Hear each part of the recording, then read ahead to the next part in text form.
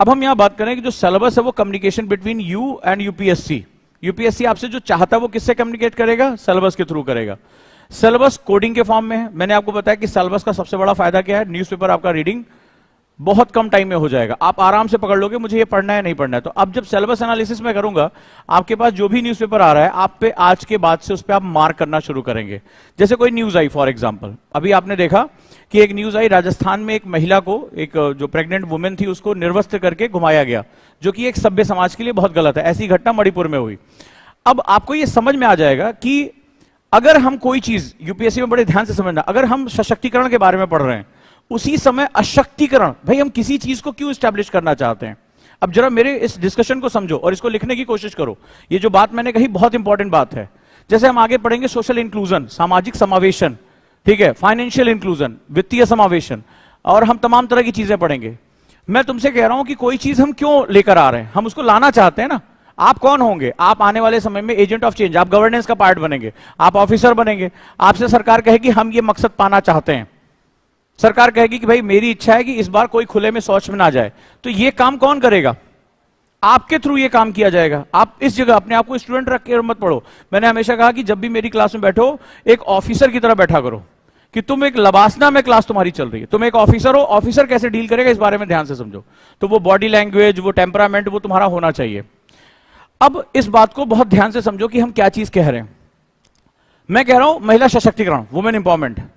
तो women empowerment हमारी चाहत है, हम चाहते ना कि हमारी महिलाएं सशक्त हो। इसका मतलब है प्रेजेंट सिचुएशन क्या है? कि वो सशक्त नहीं है। जो चीज नहीं है वही तो हम पाना चाहते हैं, तो वो अशक्त हैं। फॉर एग्जाम्पल हम अगर बात करें तो अगर वो अशक्त हैं तो अशक्त होने यानी जो पावरलेस हैं या एम्पावर्ड नहीं है, उसके रीजंस क्या हैं? तो आपको दोनों एंगल एक साथ देखने पड़ेंगे।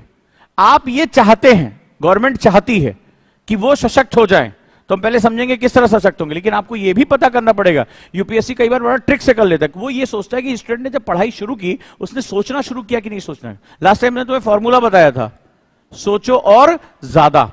तो कई बार वो तुमसे ये नहीं पूछेगा कि ये जो परियोजना है वो महिला सशक्तिकरण, नहीं, वो तुमसे रीजन पूछ लेगा कि क्या कारण है कि महिलाएं कौन से कारणों की वजह से अशक्त हैं। अब आपने तो सोचा, आपने केवल परिभाषा याद की थी, ज्यादातर हर जगह ये पढ़ा दिया जाता है, कॉपी में दे दिया। लेकिन उसने उल्टा पूछ लिया। क्यों उसने पूछा? उसने ये सोचा कि जब स्टूडेंट ने अपनी तैयारी शुरू की, क्या उसने सिलेबस को सही ढंग से समझा? क्या उसने सिलेबस के अंदर जाकर समझने की कोशिश की? उसको पढ़ाया क्या जा रहा है? क्योंकि मैं कह रहा हूं मुझे एक गिलास पानी चाहिए, तो पानी मुझे क्यों चाहिए? मुझे पानी चाहिए। तो पानी, ये ग्लास खाली है तभी तो मैं कह रहा हूं यार एक गिलास पानी भर के लेकर आओ, ऐसे तो मांग रहे हैं। अगर इस ग्लास में पानी भरा है तो मैं किसी से पानी मांगूंगा? नहीं मांगूंगा। तो ऑब्वियस ही बात है, हमें दोनों पक्षों को देखने की आदत होनी चाहिए, हैबिट होनी चाहिए कि हम कैसे इसको मेंटेन करके चलेंगे। ये जो थॉट प्रोसेस होता है यही सिलेबस एनालिसिस को क्रैक करता है। तो आपको इस चीज को क्या करना है, डिस्कशन को अब नोट डाउन करते चलना है। तुम्हें डिस्कशन नोट डाउन करने आता है? तुम्हें सिखाया था? क्यों, कहां थी क्लास में? पहले बैग को नीचे रखो, नीचे वो दिया हुआ है बैग को रखने के लिए। हाँ चलो, हाँ 2 कॉपियां मेरी क्लास में मैंडेटरी, और ये क्लास मैंने यूट्यूब पे लाइव रखी थी फिर भी नहीं की। आपको वो दोनों क्लासेस देखनी है, ठीक है? क्योंकि बिना एक्टिव लर्निंग के आप लोग कभी भी सर्वाइव ही नहीं कर पाओगे यूपीएससी में। यूपीएससी को सर्वाइव करने के लिए कुछ नियम है। तो जो डिस्कशन, अब जैसे अभी डिस्कशन हुआ कि अगर आप कोई चीज पाना चाहते हो तो जो चीज नहीं है उसी को तो पाओगे। जैसे हम आगे पढ़ेंगे सोशल इंक्लूजन। तो सोशल इंक्लूजन अगर एक वर्ड है तो आपका पूरा ध्यान, पूरी किताबें इस बात पे कि सोशल इंक्लूजन के क्या मेथड है, गवर्नमेंट ने क्या पॉलिसी। लेकिन यूपीएससी फोकस करेगा कि अगर एक्सक्लूजन क्यों था, पहले बताओ। जो एक्सक्लूड है, जिसका बहिष्कार हुआ है, उसी को तो आप अंदर खींच के लेकर आओगे। जो पहले से उसकी क्या जरूरत है? तो जब बहिष्कार हुआ तो आपको यह जानना पड़ेगा इसके बहिष्कार की क्या जरूरत है। इसीलिए मैंने आपको लास्ट क्लास में बताया था कि सब्जेक्ट इंटरलिंक होते हैं। मैंने बताया था हिस्ट्री, सोसाइटी, इकोनॉमी, पॉलिटी। ये क्या है? यूपीएससी में ना पॉलिटी है, ना हिस्ट्री है, ना इकोनॉमी है। सोशल पॉलिटी है, पॉलिटिकल हिस्ट्री है, हिस्टोरिकल इकोनॉमी है। यहां सब्जेक्ट मर्ज हैं। अब अगर मैं तुमसे क्वेश्चन पूछूं कि आपने कहा कि सर महिलाओं का समावेशन करना है, किसी वर्ग का समावेशन करना है, मुझे पहले बताओ बहिष्करण क्यों हुआ था? और जब तुम एक्सक्लूजन की तरफ जाओगे कि यार वाकई में इनका हक क्यों नहीं मिला इनको, तो तुम्हें कहां ढूंढना पड़ेगा? हिस्ट्री में। हिस्ट्री में जब पहुंचोगे तो हिस्ट्री कुछ और नहीं, किसी एक समाज की कार्यविधि और क्या है, किसी एक सोसाइटी की वो एक एक्ट ही तो है। तो हिस्ट्री सिर्फ तुम्हें क्या बताता है, ये कब हुआ था, लेकिन कहां हुआ था, उस सोसाइटी में हुआ था। तो तुम्हें हिस्टोरिकल सोसाइटी देखनी पड़ेगी, क्योंकि जिस देश में, खासतौर पे भारत में, जब तुम हड़प्पा जाओगे तो वहां तुम्हें नर्तकी की मूर्तियां दिखाई पड़ रही हैं, दिख रहा है तुम्हें, वहां पे नेचर की पूजा होती हुई दिखाई पड़ रही है। वहीं भारत में एक तरफ ऐसे भी आओगे जहां कई राज्य ऐसे जहां महिलाओं को घूंघट करना पड़ रहा है। तो जिस देश की जो बेसिक थाती है, जिस देश की महिलाएं वैदिक ऋचाओं की रचना कर रही हैं, वहां पर महिलाएं पर्दे के पीछे क्यों चली गई? आज अगर तुमने न्यूज़पेपर पढ़ा होगा तो आसाम के मुख्यमंत्री ने एक स्टेटमेंट दिया है। आप लोगों मेरी क्लास में हमेशा न्यूज़पेपर लेकर आया करिए, मत पढ़ना आता लेकर आया करिए, मैं पढ़ा दूंगा। उन्होंने आज की बहुत इंपॉर्टेंट को, मोस्ट इंपॉर्टेंट घर जाके पढ़ लेना, उन्होंने कहा कि अब जो बाल विवाह, चाइल्ड मैरिज हो रहे हैं, उस पर गिरफ्तारी शुरू हो जाएगी। यूपीएससी परिभाषाओं का नाम नहीं है। तुम सोच रहे हो कि चलो महिला सशक्तिकरण की परिभाषा याद कर ले, यूपीएससी क्रैक कर ले, भूल जाओ। अभी एक्ट, आज की ये खबर है, किसने किसने पढ़ी है आज? 1 2 3 4 5, ये है जीएस पेपर 1 सोशल इश्यूज का कॉन्सेप्ट। अब तुम्हें यह नहीं पढ़ना है कि वो मुद्दा क्या था, तुम्हें पढ़ना है जीएस पेपर 1 का ये टॉपिक है। और आज के बाद मुझे इस पर लिखा होना चाहिए जीएस पेपर 1 सोशल इश्यूज। जहां न्यूज मिली तुरंत लिख दो, ये जीएस पेपर 2 पॉलिटी, खटाखट मारते जाना है। ये जिसने कर लिया पेपर उसका है, उसका है नोट्स बनाने का पहला तरीका। तो वो क्या है, आपको पता है बाल विवाह अगर हो जाएगा तो लड़के और लड़की दोनों का हक छिन जाएगा। अब लड़की क्या हो जाएगी, बहिष्कृत हो जाएगी। मतलब अगर लड़की बालिका विवाह हो रहा था तो और खतरनाक है। क्यों? उसका ना तो शारीरिक ना मानसिक विकास हो पाएगा, उसके पढ़ने, उसकी अवसरों की क्या हो जाएगी, सारी समस्या खत्म। तो अब वो क्या हो गई, बहिष्कृत हो गई, एक्सक्लूड हो गई। और हम ये नियम क्यों बना रहे हैं? ताकि उसको भी जो शादी की न्यूनतम आयु है वो कम से कम वो पूरी कर सके, वो उतने समय तक मैच्योर हो सके, परिवार को समझ सके, पढ़ाई अपनी पूरी कर सके, और अगर अच्छा पढ़ने में या उसको अवसर मिल रहा है तो अपनी आगे लाइफ को फाइनेंशियल इंक्लूजन की तरफ लेकर जा सके। अब अगर ये हो रहा है, जिसका मतलब इसकी वजह से क्या हो जा रहा है, बहिष्करण हो रहा है। आपको बहिष्करण की परिभाषा नहीं याद करनी है, मैंने आपको बताया था कारण और प्रभाव। मेरी क्लास के एक एक पॉइंट को पकड़ा करो, कॉज एंड इफेक्ट, यूपीएससी यही है। तो अगर बाल विवाह कर दोगे तो क्या होगा, इसकी वजह से क्या प्रभाव पैदा होगा, उसका बहिष्करण हो जाएगा। बहिष्करण मतलब क्या होता है, एक्सक्लूजन मतलब मुझे जो हक मिलना चाहिए था वो नहीं मिलेगा ड्यू टू एनी सर्कमस्टेंसेस, तो उसका बहिष्करण हो गया। तो बहिष्करण जब हो जाएगा तो एक समाज का विकास कर पाओगे, नहीं कर पाओगे, क्योंकि समाज में महिला और पुरुष दोनों का योगदान क्या होना चाहिए, बराबर होना चाहिए, तभी तो एक आदर्श समाज पैदा होगा। तो बहिष्करण हो जाएगा। उस महिला को क्या होगा, उसकी जो एक एज है उसके ऊपर बहुत दबाव पड़ जाएगा, उसको बहुत दिक्कतों का सामना करना पड़ जाएगा। सो ये सारी चीजें क्या कर रही, ये सारी चीजें बता रही कि हम प्रॉब्लम में जा रहे हैं। तो अब आप देख रहे हो कि थिंकिंग कहां से कहां आ रही है। ठीक है, आपको ये नहीं पढ़ना है कि वो कानून बना दिया या गिरफ्तारी हो गई। सवाल है कि आपको ये सोचना है कि बाल विवाह होता है तो उससे क्या क्या नुकसान है, तब जाके आप सिलेबस से रिलेट कर पाओगे। क्लियर है यहां पे? चलो, तो जैसे ये लोग लिख रहे हैं वैसे आपको लिखना है। पहले 2 कॉपियां रखनी है, जो डिस्कशन होगा वो सेंट्रल पॉइंट हॉरिजेंटल में शुरू होगा, वर्टिकल में नहीं लिखा जाएगा। कोई वर्टिकल में तो नहीं लिख रहा है, हॉरिजेंटल कॉपी में डिस्कशन होगा, बीच में सेंटर पॉइंट आएगा, इंडियन सोसाइटी या सोशल इश्यूज, और उसके बाद हम जो भी डिस्कशन कर रहे हैं वो लिखते जा रहे हैं। कई बार डिस्कशन ऐसा लगेगा कि लीक से हटकर जा रहे हैं, वो हमें बाद में समेटना है। ठीक है, चलिए शुरुआत करते हैं हम। तो आज का जो हमारा टॉपिक है वो है सोशल इश्यू, सामाजिक मुद्दे। अब ये देखो, उस दिन छोटा सा दिखाया था सोशल इशू। अच्छा, इसमें वर्ड है, मैंने तुमसे पहले कहा था एक लाइन लिखो मेरे कहने पे, मेरा सभी को मैं मंत्र देता हूं मेरे का, हैंडल विथ केयर।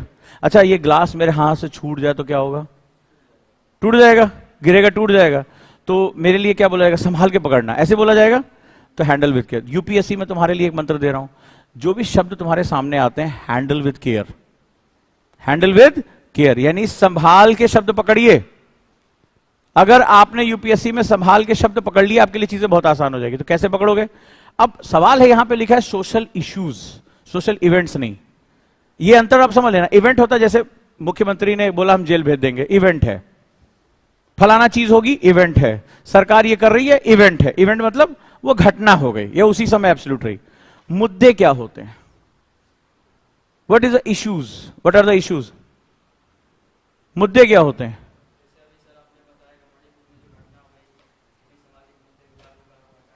मुद्दा जो होता है, ध्यान से समझो इसको, मुद्दों के अंदर बड़े डायमेंशंस होते हैं, ठीक है? जो इश्यूज होते हैं उसके अंदर बड़े डायमेंशंस होते हैं, ठीक है? डायमेंशंस क्या क्या हैं जरा देखो। मुद्दों में एक पास्ट होता है, समझना इस बात को। इवेंट एब्सोल्यूट होते हैं, इवेंट आज की घटना है उसको रट लो, तो ज्यादातर लोग करंट अफेयर्स रट लेते हैं, इसीलिए निपट जाते हैं। अब समझना सोशल इश्यू क्यों कहा गया और कैसे क्वेश्चन आएंगे, तुम आज ही डिफाइन कर सकते हो कि इसमें क्वेश्चन कैसे पूछे जाएंगे। तो इशू वो होते हैं जिनका एक अतीत होता है, जिनका एक हिस्टोरिकल सेगमेंट होता है, इनका संबंध पहले से भी रहा है। दूसरा, ये प्रेजेंट में भी मौजूद होते हैं, यानी वर्तमान में भी होते हैं, और यह भी संभावना है कि फ्यूचर में भी इनका कोई सॉल्यूशन हमें तत्काल नहीं मिल रहा है, हो सकता है कि समय के साथ परिवर्तन करें। ये तीन डायमेंशन जहां पर होंगे उसको हम लोग इश्यूज कहते हैं। यानी वो सारी चीजें जो आज नहीं आई हैं, ये बहुत पहले से जुड़ी हुई, यानी कि सोशल इश्यूज पढ़ते समय हिस्टोरिकल पर्सपेक्टिव को ध्यान रखना बहुत जरूरी होता है। प्रेजेंट में उसमें क्या बदलाव आ रहे हैं ये भी समझना बड़ा जरूरी है, और भविष्य में इसके क्या प्रभाव होंगे ये भी जानना बड़ा जरूरी है। इसकी ये 3 डायमेंशनल होता है। एग्जाम्पल लेते हैं, आज से कुछ साल पहले LGBT राइट्स में जब बात होती थी, समलैंगिक विवाह, सेम जेंडर में शादी या सेम जेंडर रिलेशनशिप, तो उस समय क्या था? अपराध था। आज से कुछ साल पहले अगर कोई पकड़ा जाता उसको सीधे जेल होती थी। फिर समाज ने परिवर्तन करना शुरू किया, तमाम कम्युनिटीज अपनी राइट, तो फिर क्या हुआ? LGBT राइट्स दे दिए गए कि ठीक है आप इस तरह के संबंध संभाल। लेकिन उस पर भी बात आ रही है कि इस तरह के संबंधों से भविष्य क्या होगा समाज का, इस पर डिबेट हो रही है। कुछ लोग कह रहे हैं ह्यूमन राइट का इशू है, कोई कह रहा है कि समाज खराब हो जाएगा। यानी इसमें कोई भी सही रास्ता देने पाने की हालत में नहीं है। यानी मुद्दों के साथ एक और चीज ऐड होती है, उसको बोलते हैं कॉन्फ्लिक्ट। क्या बोलते हैं इसको? कॉन्फ्लिक्ट, यानी विवाद। विवाद जिसमें कोई भी एब्सोल्यूट आंसर नहीं होगा। एग्जाम्पल लूं? अब देखो बुद्धि को आज कितना घुमाऊंगा मैं। महिला सशक्तिकरण होना चाहिए? खुल के बोलो हां या ना। अब तुम्हें इश्यू बताता हूं। तो सरकार ने कोई योजना चलाई, कोई इवेंट की बात हुई, तो महिला सशक्तिकरण हर हालत में होना चाहिए। कानून किसके पक्ष में ज्यादा होने चाहिए? महिलाओं के पक्ष में होने चाहिए। किसी को कोई डाउट? कोई डाउट? कोई डाउट? हां अभी आ रहे हैं, अभी आ रहे हैं। बाकी लोगों ने तो ये कहा, बाकी लोगों ने तो कहा कि भाई हम महिलाओं के पक्ष में होना चाहिए, महिला सशक्तिकरण होना चाहिए। अब एक अंदाजा लगाओ, ठीक है? अभी क्या है, क्यों होना चाहिए? क्योंकि महिलाओं को उनके हक नहीं मिले हैं। जैसे मान लो कोई महिला जा रही है, ढेर सारे पुरुष खड़े हैं, छेड़खानी हो गई, तो उसके लिए कानून बनाया गया कि वो इज्जत के साथ वहां से गुजर सके, लोगों में भय हो। अंदाजा लगाओ, थोड़ा सा मामला बदल गया, महिलाओं के पास सारे हक आ गए। अब एक पुरुष निकल रहा है उधर से, तो उसके घर वाले फोन कर रहे, ए उस मोहल्ले से मत जाना, वहां लड़कियां छीटा घसी करती हैं। होगा कि नहीं हो सकता? ये पॉसिबल है कि नहीं पॉसिबल है? उसको डर पड़ा, वो अपनी इज्जत बचा के जा रहा है। पता इस मोहल्ले से मान लो शाम 6 बजे के बाद बात हो रही है, अंधेरा होने की बात हो रही है, अरे वो मत जाना वहां से, उस टोले से मत जाना, उस मोहल्ले से मत जाना, पता लड़कियां छेड़खानी करती हैं वहां पे। अब तुम हंस रहे हो, लेकिन दैट इज अ पॉसिबल, ये पॉसिबल है। क्योंकि जिसके पास भी एक्स्ट्रा पावर होगी वो पावर को क्या करेगा? मिसयूज। कई आपने वीडियो देखे होंगे, ड्राइवर को पीट दिया, थप्पड़ मार दिया, पुलिस वाले के साथ ड्रिंक करके बदतमीजी करनी शुरू कर दी, क्योंकि उन्हें पता है कि क्या होगा, पुलिस वाला भी डर के मारे उनसे कुछ नहीं कर रहा, कोई वीडियो बना लेगा, वायरल हो जाएगा। तो तुमने देखा सरेआम क्या कर रही है, थप्पड़ मार रही है ड्राइवर को। अगर आपको कोई विरोध है तो आप विरोध जताने का तरीका आप हिंसा करने लगेंगे। पुलिस वाले से हो रहा है कि नहीं हो रहा है? तो कोई किसी को भी एक्सेस पावर मिलेगा तो खराब हो। तो जवाब क्या होना चाहिए? न्यूट्रल, यानी कि जेंडर न्यूट्रल होना चाहिए। आदर्श समाज कैसा होगा? जो जेंडर न्यूट्रल हो। अब तुमने क्या देखा कि तुमने बात करते समय फ्यूचर पर्सपेक्टिव को कैलकुलेट किया कि भविष्य में मुझे क्या चाहिए। तो यूपीएससी में जो हम गुरुकुल में बनाने की कोशिश कर रहे हैं वो यही बनाने की कोशिश कर रहे हैं कि तुम्हारे पास इंसाइट्स होने चाहिए। कि तुम किसी विषय पे सही तरीके से सोच सको, नहीं तो तुम में और बाकी स्टूडेंट के बीच में अंतर नहीं रह जाएगा, और जब अंतर नहीं रह जाएगा तो ये कंपटीशन है। ये कह रहा है कि हमें बेस्ट कैंडिडेट चाहिए। तो मैं पहले कहानी बता चुका हूं ना, 800 से 100 में 50, तुम्हें फनल बना के दिखा चुका हूं, और रेशियो भी निकलवाया था। कितना आया था? 0.02%, 0.24% पॉइंट में आया था। ये तुम्हारा सक्सेस रेशियो है। तो तुम्हें बेस्ट ऑफ द बेस्ट बनना पड़ेगा। तो उसके लिए तुम्हें किसको समझना पड़ेगा? मुद्दों को। कई आप जाके अपने दोस्तों से आज पूछना कि बोलो, अरे ये बताओ यार, ये इसका नाम सोशल इशू क्यों रखा है? बोले अरे वो जीएस पेपर उनका सिलेबस है। बोले इशू क्यों रखा है? इशू किसे कहते हैं? होगा ना? आज जाके पूछना अपने दोस्तों से जो कहीं और भी पढ़ रहे हैं कि भैया इसका नाम सोशल इशू क्यों रखते हैं? बोले टीचर ऐसे शुरू करता है, चलिए सोशल इशू की क्लास है, लिखिए समाज की परिभाषा। आप भी हाँ बहुत सही लिखा रहे हैं, आप लिख के चले जाते हैं। आपको ये नहीं पता चल हम पढ़ क्या रहे हैं। आपको इवेंट्स इशू लगने लगते हैं, बस वहीं आप खत्म हो जाते हैं। इशू मैंने क्या बताया? इसका एक पास्ट होगा, इसका एक प्रेजेंट, यानी ये सब्जेक्ट खत्म नहीं होगा। ये सब्जेक्ट शुरू होगा लेकिन ये सब्जेक्ट खत्म नहीं होगा। अब क्यों नहीं खत्म होगा? क्योंकि इसका संबंध इतिहास से है। इसका संबंध यानी आप यहां पढ़ेंगे, एक फ्रेम पढ़ेंगे इंडियन सोसाइटी का, लेकिन उसका बेस आपको कहां मिलेगा? जब हिस्ट्री पढ़ाई जाएगी तब आपको। लेकिन हिस्ट्री अकेले हो नहीं सकती है। हिस्ट्री को डिफाइन ज्योग्राफी करता है। हिस्ट्री को डिफाइन कि मैं लड़ाकू, मैंने स्टेपी का एग्जांपल दिया था आपको कि वहीं पर जो है वो घोड़े क्यों वहां पे होते थे, वहीं से आक्रमणकारी क्यों आते थे, बाकी जगहों से क्यों नहीं? उसकी कौन डिफाइन कर रहा है? ज्योग्राफी डिफाइन कर रहा है। हम लड़ाई क्यों नहीं करते थे? बुद्ध हमारे यहां क्यों हुए? जैन हमारे यहां क्यों हुए? हम अहिंसा की बात क्यों नहीं? भैया जब हमारा घर भरा पड़ा है, नदियां हैं, मिट्टी है, जलवायु है, हम क्यों तुमसे लड़ेंगे भाई? जब मेरे पास धन धान्य भरा है, मैं अपनी बुद्धि किस में लगाऊंगा? मैथमेटिक्स में लगाऊंगा, खगोल विज्ञान पे लगाऊंगा, आध्यात्म में लगाऊंगा। मेरे पास मेरा पेट भरा पड़ा है यार। लड़ाई तो वो करेगा जिसके पास रिसोर्स नहीं है, क्योंकि आरसी यानी रिसोर्स कैप्चरिंग तुम्हें बताई है मैंने। तो तुम्हें अब यहां समझना शुरू कर दो, फिर अब क्या हालत होगी।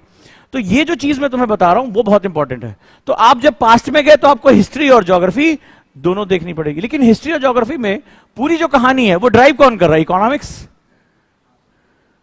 भाई मैं उतनी दूर से भारत पे आक्रमण करने क्यों आऊंगा? मुझे बताओ। दर्रों से पार करते हुए जान चली जाएगी, गिर गए, मर जाएंगे, घोड़ा इधर उधर बिदक गया, ठंड इतनी पड़ रही, बर्फ इतनी पड़ी, मैं आऊंगा क्यों?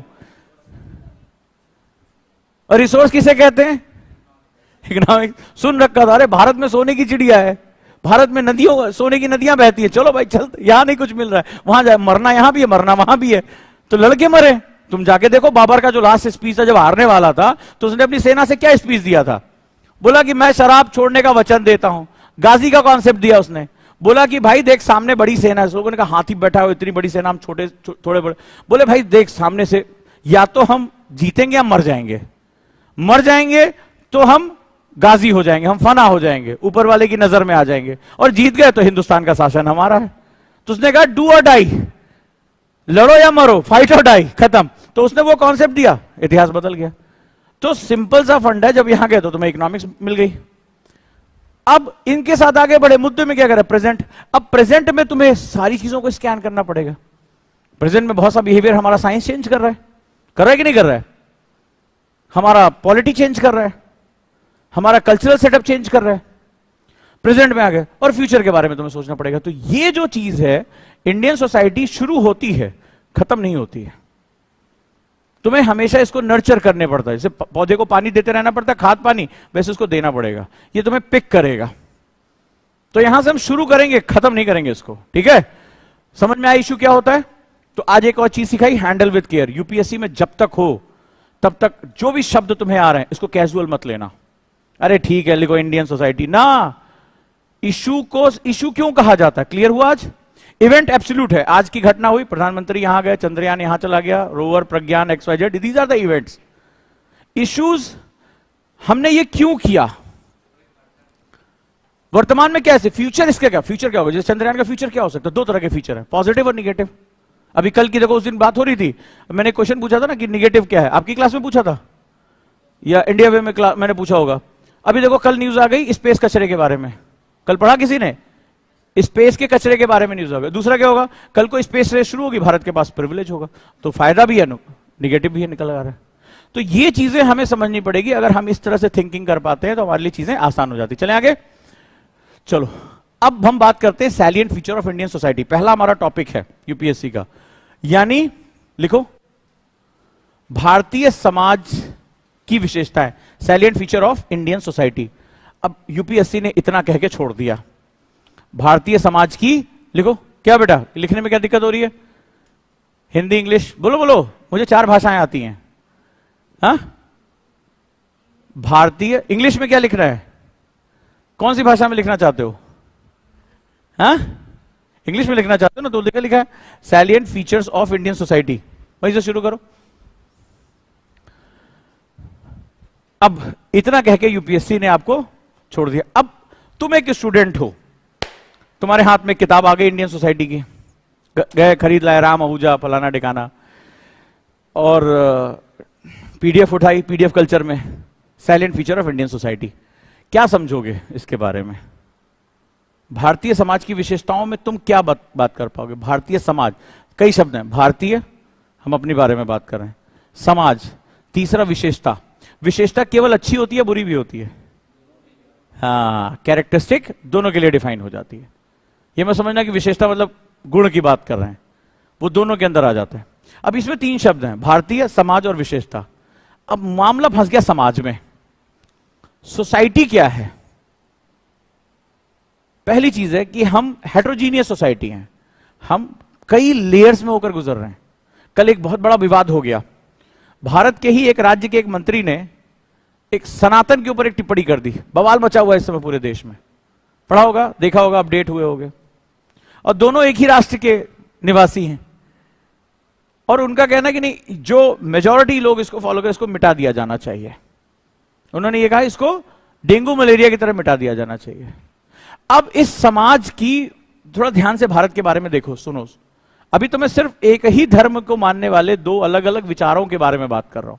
अभी अलग अलग धर्मों में हम बात करेंगे, रिलीजन पे बात करेंगे, तो मामला और फैल जाएगा। तो सबसे पहले यूपीएससी ने जितना कह के छोड़ दिया, इसको डिफाइन कैसे करोगे कि salient feature of Indian society के क्या डायमेंशन हो सकते हैं?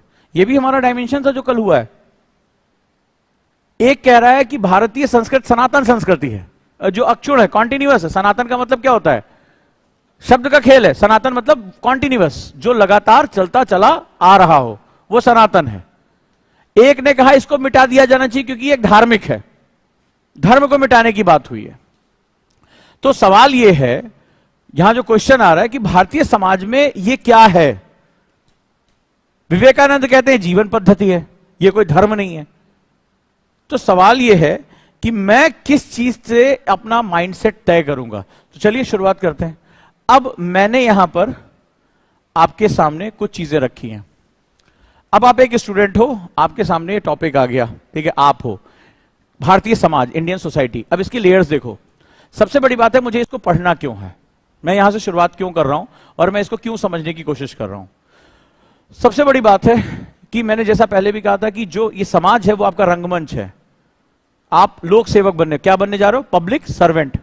तो आपको किसके लिए काम करना है? इस सोसाइटी के लिए काम करना है, इसकी इन्हेंसमेंट के लिए काम करना है। ये बिल्कुल अलग अलग माइंडसेट के साथ होता है। हमारे समाज में, मैंने आपको बताया, मैंने एक एग्जांपल आपसे दिया था कि आप, एक एग्जांपल मैंने ये बताया था कि आप मान लो किसी धार्मिक त्योहार में आपकी ड्यूटी लगी हुई है और आप चाहते हो वो नियम से काम करे। एग्जांपल दिया था आपको कि 7 बजे बंद हो जाना चाहिए भाई, लाउड स्पीकर फलाना ठिकाना है, जो भी तरीका है। लेकिन वो लोग कह रहे नहीं, हम तो अपना इसको फॉलो करेंगे। अब आपने उसको रुकवाने की कोशिश की, लॉ एंड ऑर्डर मेंटेन करने की कोशिश की, आपके ऊपर आरोप लग गया कि भाई आप दूसरे धर्म के हो, इसलिए इस धर्म के साथ नाइंसाफी। जबकि आप क्या कर रहे हो? आप अपना काम कर रहे हो। तो इसी समाज में, और इसी समाज में अगर वो देर तक वो लोग रुके हुए हैं फॉर एग्जाम्पल, और वो आपने इजाजत दे दी और उसकी वजह से देर रात कोई दंगे हो गए, तो यही समाज फिर आपसे कहेगा देखो लॉ एंड ऑर्डर मेंटेन नहीं किया, अगर इनको सही समय पर रोक लिया होता तो दंगे नहीं होते, संपत्तियां जलाई नहीं जाती। राइट और रॉन्ग? तो आपके लिए इधर भी मुसीबत है, इधर भी मुसीबत है। आप 7 बजे रोक रहे हो तो आपके ऊपर इल्जाम लग रहे हैं, आप देर तक होने दे रहे हो तो उससे लॉस हो रहा है। तो इसका मतलब है कि जो विरोध और समर्थन दोनों आ रहा है वो कहां से आ रहा है? सोसाइटी के अंदर से। तो सोसाइटी जो है वो बहुत ही अलग तरीके से काम करती है। पहली चीज क्या है? हमारा जो समाज है वो लेयर्स में, परतों में है। ये परतों को समझने की कोशिश करो। हमारा समाज लेयर्स में है, we are in different layers, हम परतों के अंदर है। यानी भारतीय समाज कोई एक समाज नहीं है, ये समाज के अंदर कई हिस्से हैं। दूसरा, जो गवर्नमेंट है वो ये कह रही है कि सोसाइटी को आपको चेंज करना है। फॉर एग्जाम्पल, यूपीएससी जब आपने चुना है तो यूपीएससी में बहुत से चैलेंजेस हमारे सामने, जरा ध्यान से समझो कि क्यों इतना टफ हो जाता है। तो यूपीएससी कई लोग समझते हैं कि जॉब है, ये जॉब नहीं करियर है। अब क्यों ये बड़ा मुश्किल है, ये सब्जेक्ट आपको क्यों इंट्रोड्यूस किया गया जीएस पेपर 1 में? क्योंकि आपको इसी के लिए काम करना है। फॉर एग्जाम्पल, यूपीएससी एक करियर है। करियर का क्या काम होता है?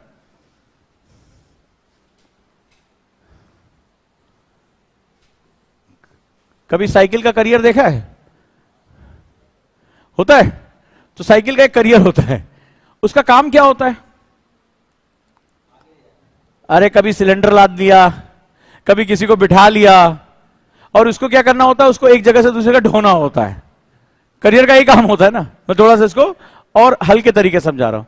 तो करियर क्या होगा? सिलेंडर लेते आना, जरा पीछे बांधा, निकल लिए। कोई बैठ गया पीछे, चलो जरा आगे तक छोड़ देना, तो आपने करियर पे बिठाया और आगे उसको लेके चले गए। इसका मतलब क्या होगा?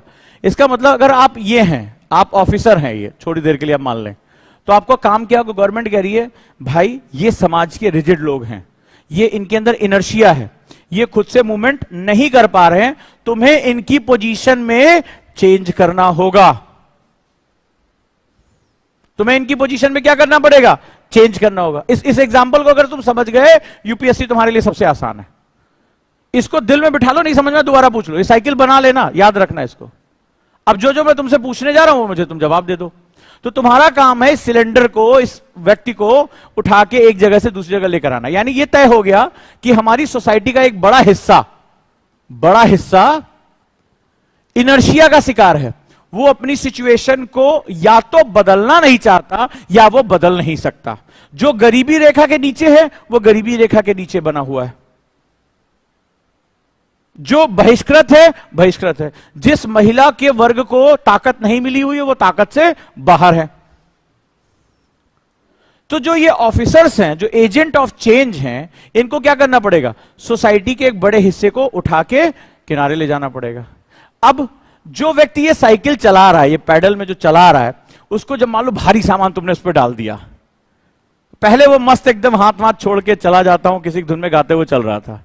अचानक से तुमने भारी सा सिलेंडर या कोई भारी भरकम आदमी बिठा दिया, तो क्या होता? अचानक से साइकिल की गति को आगे ले जाने के लिए आपको क्या करना पड़ता है? बहुत ताकत लगानी पड़ती है। पूरी ताकत से ऐसे करते हो ना, वह चाची कितना खाओगी, पीछे चिल्लाते हो, चाची साइकिल नहीं हिल रही जब से तुम बैठ गई हो, ऐसे बोलते हो ना। फॉर एग्जाम्पल ऐसे किया होगा। इसका मतलब है कि जिस समाज में, चूंकि मैंने अभी कहा कि समाज एक नहीं है, समाज कई है, तो जिस समाज में तुम जा रहे हो वहां इनर्शिया का स्तर कितना ज्यादा है। इनर्शिया का स्तर यानी जो जड़त्व है वो कितना ज्यादा है। जितना ज्यादा इनर्शिया होगा आपको उसको उसकी पोजीशन से हिलाने में उतना ज्यादा संघर्ष करना पड़ेगा, उतनी ताकत लगानी पड़ेगी। अब समझ में आया? कल मैं कुछ चीजें पढ़ रहा था। राजस्थान में एक गांव है, वहां सभी महिलाओं को प्रोस्टिट्यूशन में डाल दिया जाता है क्योंकि वो पैसे कमा के लाती हैं। थोड़ा समझो इस बात को। अब वो इसको स्वेच्छा से स्वीकार कर रही हैं। वो कह रही भाई हम गरीब हैं, हम सारी चीजें मां ने किया, मौसी ने किया, चाची ने किया, हम भी कर रहे हैं। और वो घर का कर्ज उतार रही हैं, वो घर के लिए सेविंग्स कर रही हैं। और इसका संबंध प्राचीन समय से, कि वो परंपराओं में चला आ रहा है। अब आप समझिए, अगर हम एक तरीके से देखें, कुरीति है ये, लेकिन इस कुरीति यानी कि ये जो बैड प्रैक्टिस है, इसके पीछे क्या है? उनकी अपनी मान्यताएं शामिल हैं, मजबूरियां शामिल हैं। अब आप ऑफिसर बन के गए, सरकार ने कहा कि सेक्स वर्कर जो हैं वो लीगलाइज नहीं है हमारे यहां, आपको उनको दूसरे काम में लगाना है। और उसमें से जब मैं वो देख रहा था, पढ़ रहा था, उसमें कुछ लोग बहुत अच्छा कमा रहे हैं, जिन्होंने कर्ज उतार दिया, मकान अपना बना लिया, बहन की शादी करनी है, वो लड़कियां कर रही हैं सारा काम। अब उस कंडीशन में आप वहां के आईएएस हैं, आप वहां के डीएम बन के गए मान लीजिए, और आपको कुरीति हटानी है। हटाइए जरा आप, क्योंकि आप किसी और बिजनेस में उनको डालेंगे, किसी और काम में डालेंगे, उतना पैसा वो नहीं कमा पा रहे हैं जितनी उनकी जरूरतें हैं, परिवार चलाना है। आपको रिहेबिलिटेट करना है, आपका उनका पुनर्वास करना है, करा लोगे? उनकी मान्यताएं प्राचीन हैं, करा लोगे? ये है चैलेंज आपका। इंडियन सोसाइटी आपको इसलिए पढ़ा जाता है कि आपका दिमाग खुलना शुरू हो जाए। अब आपको वो परिवर्तन जब करना पड़ेगा तो आपको मल्टी डायमेंशन अप्रोच क्रिएट करने पड़ेंगे। अब मान लीजिए तुमने उसका 10,000 रुपए का जॉब कहीं लगवा दिया, बोले 10,000 रुपए तुम्हारी ऐसी की तैसी। उसमें एक ने बताया कि हम भैया 50 से 60,000 रुपए कमा रहे हैं महीने का, तो वो 50 से 60,000 छोड़कर वो जो परंपराओं के रूप में चला 10,000 रुपए आपसे क्यों लेगी? और आप अपने इंजीनियर को तो 50,000 रुपए दिला नहीं पा रहे हो, तो उसके लिए जॉब क्रिएशन कहां से कर पाओगे? और नहीं कर पाए तो क्या होगा? ये कुरीति चालू रहेगी। अब आपके पास तरीका क्या है, आप बताइए मुझे। दिक्कत हो रही है?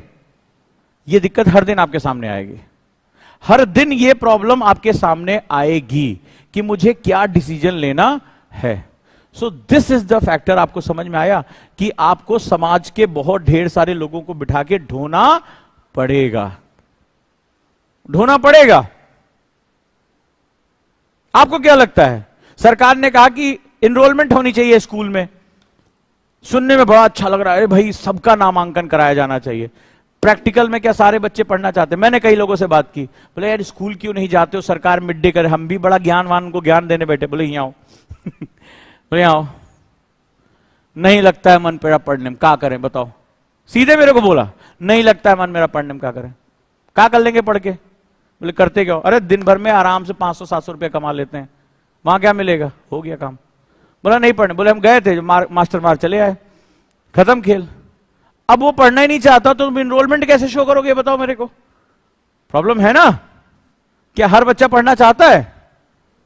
देखो इस क्लास में कितने एडमिशन अभी तक घर से नहीं निकल पाए, हौले हौले मूड बन रहा है, कब चलें कब ना चलें। तो ये एक बहुत बड़ी प्रॉब्लम हमारे सामने है, बहुत बड़ी प्रॉब्लम हमारे सामने है। सो ये जो चीज है ये इंडियन सोसाइटी के लिए बहुत इंपॉर्टेंट सेगमेंट। अब आप समझ गए होंगे कि हमें एक चीज क्यों पढ़ाई जा रही है, इश्यूज क्या है। आप तभी सॉल्यूशन दे पाओगे जब उसके प्रॉब्लम के रूट कॉज तक पहुंचोगे। तो अब अगली बात लिखो, यूपीएससी ऑफिसर से क्या चाहता है? सिलेबस के साथ ये सीखते जाना। आपसे चाहता क्या है? आप कोई चमत्कार करें, भारत की समस्याओं को जाएं और आबरा का डाबरा करें और सॉल्व हो जाए? नहीं। यूपीएससी आपको ना भैया ग्रेजुएट ही तो हैं, ठीक है, बड़े बड़े नेता यहां तो कर नहीं पा रहे हैं। पाकिस्तान निपटा दें, सिंधु नदी का पानी अपने पास खींच लें, गरीबी खत्म कर दें, भुखमरी खत्म कर दें, कर पा रहे हैं बड़े बड़े अर्थशास्त्री नहीं समझ पा रहे हैं। गैस सिलेंडर जो है दाम सस्ता कर दें, हो पा रहा है देश में? नहीं हुआ। तो वो कह रहा है कि आप ग्रेजुएट हैं, तो ग्रेजुएट से वो उम्मीद क्या कर रहा है? वो ये कह रहा है कि आप सिर्फ हमारे सोसाइटी की प्रॉब्लम्स को सही तरीके से समझ लो।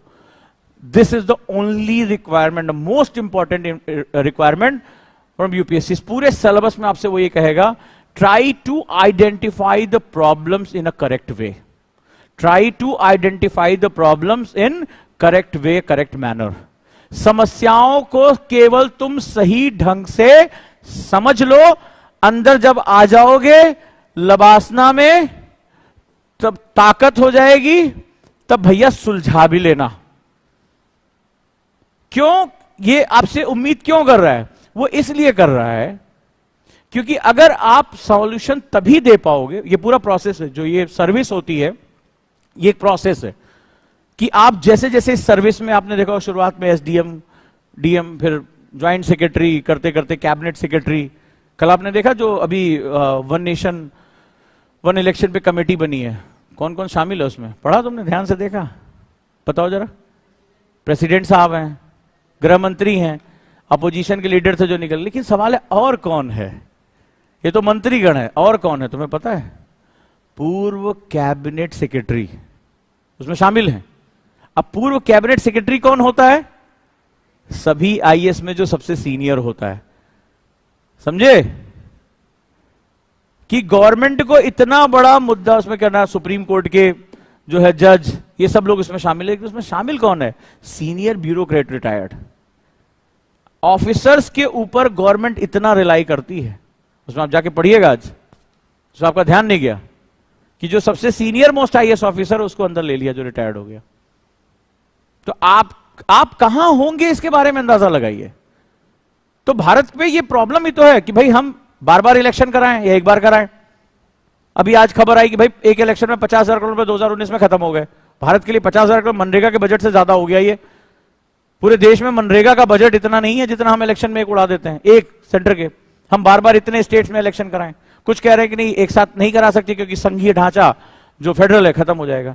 तो आप देखिए ये क्या है, वो कह रहे हैं प्रॉब्लम को सही तरीके से आइडेंटिफाई कर लो, आइडेंटिफाई कर लो। तो प्रॉब्लम को सही से आइडेंटिफाई कर लिया, सॉल्यूशन आपके लिए बहुत आसान हो जाएगा। या आप कोशिश कर सकते हैं एटलीस्ट। ऐसा नहीं कि 1964 में भी 64 तक हम जो है एक ही साथ इलेक्शन कराते थे, तो इससे कोई देश तो बर्बाद नहीं होगा, संघीय ढांचा खत्म नहीं हो गया। अभी क्यों संघीय ढांचा की याद आ गई? तो सवाल है कि आज देश चाहता है कि उसको 2047 तक विकसित राष्ट्र बनना है, डेवलप नेशन बनना है। टाइम कम है, हमारी जो आज यूथ है वो बूढ़ी हो जाएगी। आज जो डेमोग्राफिक डिविडेंड जिसके बारे में 4D के बारे में प्रधानमंत्री बात कर रहे थे, उसमें एक डेमोग्राफी था। ये डेमोग्राफी ही जिसकी वजह से आज G20 में बड़े बड़े नेता भागकर इंडिया आ रहे हैं। 80% इकोनॉमी है G20 के पास पूरी दुनिया की, वो भारत में आके बैठ रही है। हर जगह भारत की तूती बोल रही है, भारत की वंदना हो रही। कारण जानते हो उसका क्या है? ऐसा नहीं कि वो प्रधानमंत्री का बहुत बड़ा चमत्कार है, पूरी देश को पता है कि डेमोग्राफिक डिविडेंड है भारत के पास, सबसे बड़ी युवा आबादी है भारत के पास। तो सबसे बड़ी जो युवा आबादी है वही सबसे बड़ा बाजार है, सबसे बड़ी ताकत है। बचा कुचा था वो देखो, सिंगापुर का जो नया राष्ट्रपति वो भी भारतीय हो गया। अमेरिका में भी लग रहा है कि इंडिया बैठ जाएगा, ब्रिटेन में बैठा ही हुआ है। कुछ अभी एलन मस्क ने जो अपना ट्वीट किया है, मोस्टली कंपनीज के सीईओ इंडियंस बैठे हुए हैं, टॉप मोस्ट कंपनीज के। तो इसका सीधा सा मतलब है जो भारत का डेमोग्राफी है वो बहुत पावरफुल है, इसीलिए वो भारत की तरफ भागकर आ रहे हैं। अब जरा इसको ध्यान से देखो कि मैं क्या चीज तुमसे कहने की कोशिश कर रहा हूं। तो जो प्रधानमंत्री ये डेमोग्राफी के बारे में बात कर रही है, ये बड़ा इंपॉर्टेंट। अब भारत क्या अपना रिसोर्स बर्बाद कर सकता है बार बार इलेक्शन में? चुनाव आचार संहिता 1.5 महीने कोई काम नहीं हो सकता। तुम्हें पता है वो IAS ऑफिसर बदल दिए जाते हैं, आप कहीं काम कर रहे हैं तुरंत वो गवर्नमेंट मिशनरी काम ही नहीं करती है। भारत को बहुत कम समय में ट्रांसफॉर्म करना है, बहुत कम समय में आगे जाना है, क्योंकि ये आबादी बूढ़ी हो जाएगी तो कुछ समय बाद। जब एक बार बूढ़ी हो गई तो ये लायबिलिटी बन जाएगी। तो भारत को बहुत कम टाइम है, भारत को बहुत तेजी से प्रगति करनी है। तो कल प्रधानमंत्री ने एक बहुत इंपॉर्टेंट बात कही, जो सबसे इंपॉर्टेंट ये नहीं था कि 2047 तक भारत को क्या करना है, विकसित बनना है। उसके नीचे की जो 3 पॉइंट उन्होंने बोले हैं वो बड़े इंपॉर्टेंट है, वो आपने लिखे नहीं ध्यान से। वो इंडियन सोसाइटी का आपका सिलेबस है। उन्होंने कहा ऐसा भारत, न्यूज़पेपर पढ़ा, उसमें 3 शब्दों का प्रयोग किया था जहां ये 3 चीजें नहीं होंगी। कौन सी? न्यूज़पेपर नहीं पढ़ रहे हो, नीम की डंडी से मारूंगा। यस, कास्टिज्म, जातिवाद नहीं होगा, कम्युनिज्म, संप्रदायवाद नहीं होगा, हम धर्मों के बीच में लड़ाई नहीं लड़ेंगे, हम भारतीय हैं, हम भारतीय के रूप में दिखाई पड़ेंगे। और तीसरी चीज करप्शन, भ्रष्टाचार। नहीं पढ़ा तुमने। प्रधानमंत्री जब कोई चीज बोल रहे हैं, सुप्रीम कोर्ट कोई चीज बोल रहा है, तो हमेशा उसको पकड़ के बैठो। वो किसी तुम्हारी पसंद की पार्टी हो या ना हो, इससे मतलब नहीं है। वो राष्ट्र का प्रधानमंत्री मेरे भाई, तुम्हारी पसंद ना पसंद से चीजें नहीं चलेगी। कॉन्स्टिट्यूशनल पोस्ट के अंदर है वो। तो तुम कॉन्स्टिट्यूशन में अब 4 बात हो रही। 4D है भारत के पास, ये 4D ध्यान से पकड़ के बैठोगे, क्वेश्चन है यूपीएससी का 15-15 नंबर का। और 3C एब्रीविएशन के मास्टर हैं प्रधानमंत्री हमारे। और 3C की करप्शन नहीं होना चाहिए। और ये आज की बात नहीं है, ये पिछली सरकार में मेंस का क्वेश्चन है। ये TEC, transform, energize and clean, ये क्वेश्चन है मेंस का, यही बन के आता है। TEC, ट्रांसफॉर्म, यानी भारत को तेजी से बदल देना। तो ये जो नियम कानून बदल रहे हैं वो क्या है? ट्रांसफॉर्म है। एनर्जाइज, भारत को ऊर्जावान बनाना, भारत के हर वर्ग को ऊर्जावान बनाना। मान लो तुम महिला हो, तुम कह रही मैं अपना कुछ का करना चाहती हूं, तुम्हारे पास करने के लिए पैसे चाहिए, तो बैंक पता चला हाथ खड़े करके बैठे, माल्या साहब लेके निकल गए पैसा, तो तुम्हें लोन कहां से मिलेगा? अगर तुम्हें लोन मिल जाए तो तुम छोटा मोटा काम करके अपने अपने पैरों पे खड़ी हो सकती हो। तो एनर्जाइज करने का मतलब होता है हर सेक्टर को एनर्जाइज कर देना। जो यूथ है स्टार्टअप करना चाह रहा है, आप देखिए स्टार्टअप कितने हमारे बढ़ गए, एनर्जाइज कर देना। हमारी आज की महिलाओं को मुद्रा लोन मिल रहा है, तमाम तरह के काम। वो आपने देखा होगा 2 लाख दीदी की, उद्योगपति दीदी, बोले हम अपनी महिलाओं को एंटरप्रेन्योरशिप बता रहे हैं। लखपति दीदी, करोड़पति दीदी का जो कॉन्सेप्ट चल रहा है, तो यही है एनर्जाइज करना समाज के हर वर्ग को। और C का मतलब क्लीन, मतलब जिसका जो हक है वो मिले, भ्रष्टाचार ना हो। मैं तुम्हें कम से कम 12 क्वेश्चन, मिनिमम 12 क्वेश्चन सिर्फ इन्हीं 3 वर्ड पे दिखा सकता हूं। DBT का क्वेश्चन, DBT क्या है? क्लीन। DBT क्या है? एनर्जाइज। यानी डायरेक्ट बेनिफिट ट्रांसफर। तुम चाहते हो कि मुझे मेरे छात्रवृत्ति का पैसा मिले, स्कॉलरशिप का, पहले बिचौलिया बैठा होता था, अब डायरेक्टली मेरे ट्रांसफर मेरे अकाउंट में आ रहा है, तो दैट इज मींस व्हाट, भ्रष्टाचार खत्म। भ्रष्टाचार खत्म मतलब क्लीन, और मुझे मेरा हक मिल गया, मैं ट्रांसफॉर्म कर जाऊंगा या मैं एनर्जाइज हो जाऊंगा। जाके देखो जैम ट्रिनिटी पे कितनी बार डीबीटी और जैम ट्रिनिटी दोनों के क्वेश्चन आए हुए। अब 3C के बारे में उन्होंने बात कर दी, कौन सा, करप्शन नहीं होना चाहिए, कम्युनिज्म सिलेबस का टॉपिक है, और कास्टिज्म सिलेबस का टॉपिक है। तो कल प्रधानमंत्री ने तुम्हें जीएस पेपर 1 में ढेर सारे टॉपिक दे दिए, तुम पकड़ ही नहीं पा रहे हो। तुम्हारा ध्यान है 2047 में विकसित हो जाएंगे। नीचे क्या होगा, विकसित होकर हम क्या हासिल करेंगे एक राष्ट्र के रूप में, उस पर भी तो ध्यान दो कि जहां ये 3 बुराइयां भारत की नहीं हो पाएंगी। अंग्रेजों ने हमें किस आधार पर बांटा था? अगर आज अंग्रेजों ने हमें नहीं बांटा होता तो हम साउथ एशिया में चीन से ज्यादा ताकतवर होते। हमारे विभाजन का सबसे बड़ा लाभ चीन को मिला था। कभी पढ़ना इस बारे में या पढ़ोगे आगे चल के? यूनाइटेड नेशन सिक्योरिटी काउंसिल में जहां बात हो रही थी, हमारी मेंबरशिप होती। अगर आप पाकिस्तान और बांग्लादेश का इलाका पूरा जोड़ लो तो पूरे दक्षिण एशिया में सबसे ताकतवर हम होते, क्योंकि बंदरगाह हमारे पास थे, सेंट्रल एशिया का रूट हमारे पास था, एनर्जी सिक्योरिटी हमारे पास होती, ओशियन हमारे पास होता, अफ्रीका से भी कनेक्ट होते और एशिया से भी कनेक्ट होते ईस्टर्न। हमारी पोजीशन ही अलग होती, हमारी पोजीशन ही अलग होती। तो वो डिवीजन हुआ किस बेसिस पे था? कम्युनिज्म के बेसिस पे, धर्म के आधार पर ही तो विभाजन हुआ था। तो भारत की जो सबसे बड़ी समस्या है वो किस बेसिस पे है? कल जो स्टालिन ने बयान दिया उसमें उसने क्या बोला कि सनातन को मिटा देंगे। बोले क्यों? बोले हम पेरियार को मानते हैं। पेरियार दलित आंदोलन के बारे में बात कर रहे हैं। तो उनका एक मत है कि भाई ये जो सनातन है उसको उन्होंने ब्राह्मणवादी नाम करार दिया और उन्होंने कहा कि इसकी वजह से ऐसा ऐसा दलित उत्पीड़न हुआ है। मैं सही गलत पे डिवीजन पे नहीं कर रहा हूं, मैं ये कह रहा हूं कि भारत अपने आप को एक पावर के रूप में दिखाना चाहता है और भारत के अंदर ही विरोध हो रहा है। कास्टिज्म को लेकर हो रहा है कि नहीं हो रहा है? कम्युनिज्म को लेकर। तो मुझे ये बताओ, ये विरोध दुनिया को क्या मैसेज दे रहा है? क्या भारत एक यूनिफाइड, एक ताकतवर कंट्री है? नहीं। उन्हें पता है कि इंडिया के अंदर फॉल्ट लाइन है, जब चाहे तब भड़का दो, इंडिया अपने आप के अंदर ही निपट जाएगा। क्लियर है? तो आपको समझना पड़ेगा कि समाज बताता है कि हम कितने ताकतवर हो सकते हैं। समाज बताता है। क्लियर? चलिए, ये समझ में आया? तो यूपीएससी आपसे क्या डिमांड कर रहा है, प्लीज पूछें।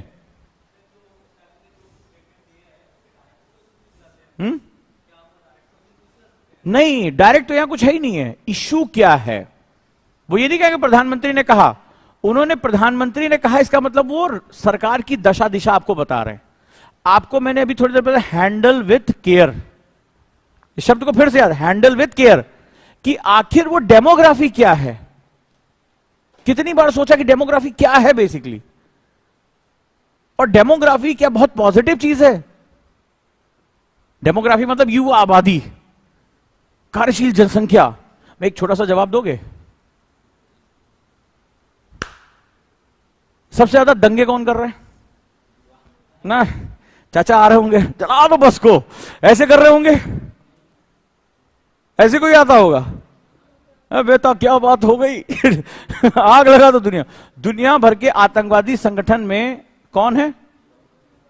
वहां भी चाचा का नाम ले लो कौन गोलियां चला रहा है? बोको हरम, आईसिस, अलकायदा। कौन गोलियां चला रहे? यूथ। दंगों में शामिल कौन है? रेप केस में कौन शामिल है? नहीं, एलियंस हैं। हिंसा कौन कर रहा है? तो तुम डेमोग्राफी की बात कर रहे हो।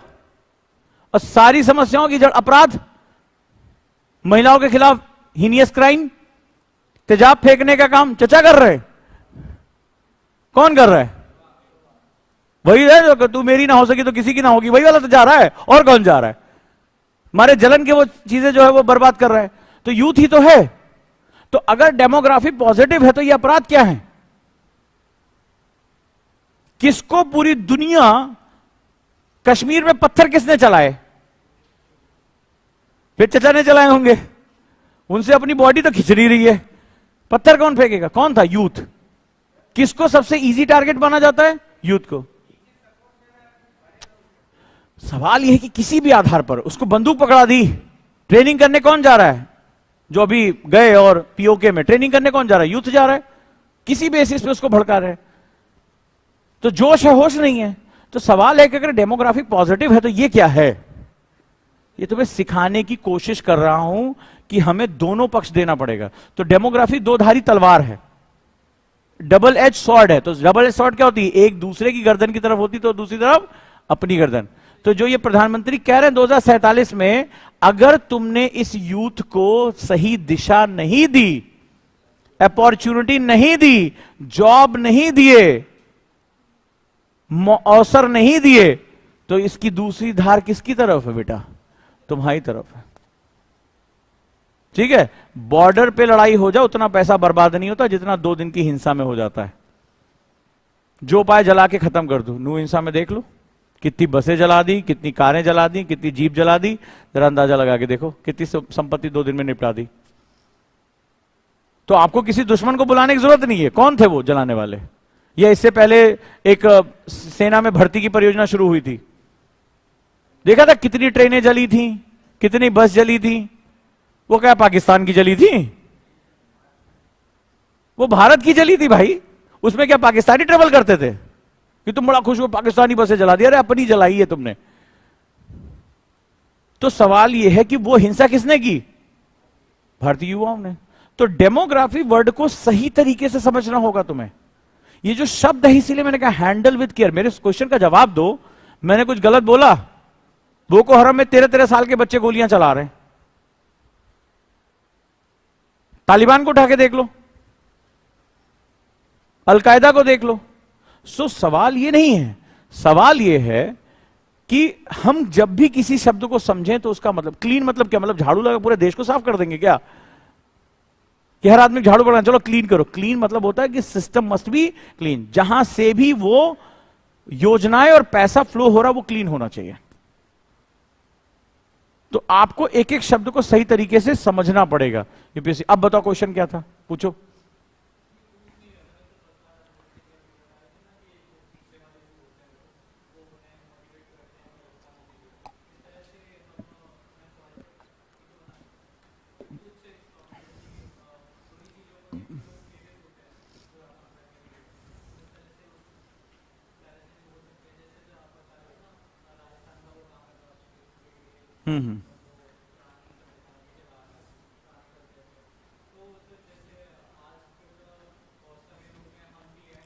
बिल्कुल।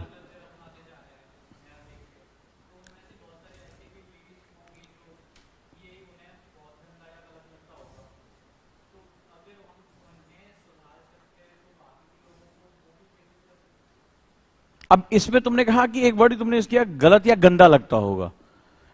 मेरा क्वेश्चन है, क्या ये काम गलत या गंदा है? अब मेरे इस क्वेश्चन का जवाब देना। मैं अभी समझ सकता हूं कि अभी तुम्हारे बौद्धिक इतना स्तर बढ़ा नहीं है, लेकिन जब तुम इतिहास में जाओगे और भारतीय इतिहास को पढ़ोगे तो तुम्हें कई ऐसे ग्रंथ मिलेंगे जो समाज की जरूरत को समझते थे, और कई ऐसे देश मिलेंगे जहां वो लीगलाइज है। पर सवाल है कि हमने इतनी जल्दी किसी चीज को गलत या सही क्यों कह दिया? मेरा क्वेश्चन है। यही बौद्धिकता, मैं तुम्हें डे 1 से पहले कहा था, तुम्हारे लिए ना आज से कोई चीज गलत है और ना कोई चीज सही है। यह किसने कहा कि बाहरी समाज हमेशा सही होता है?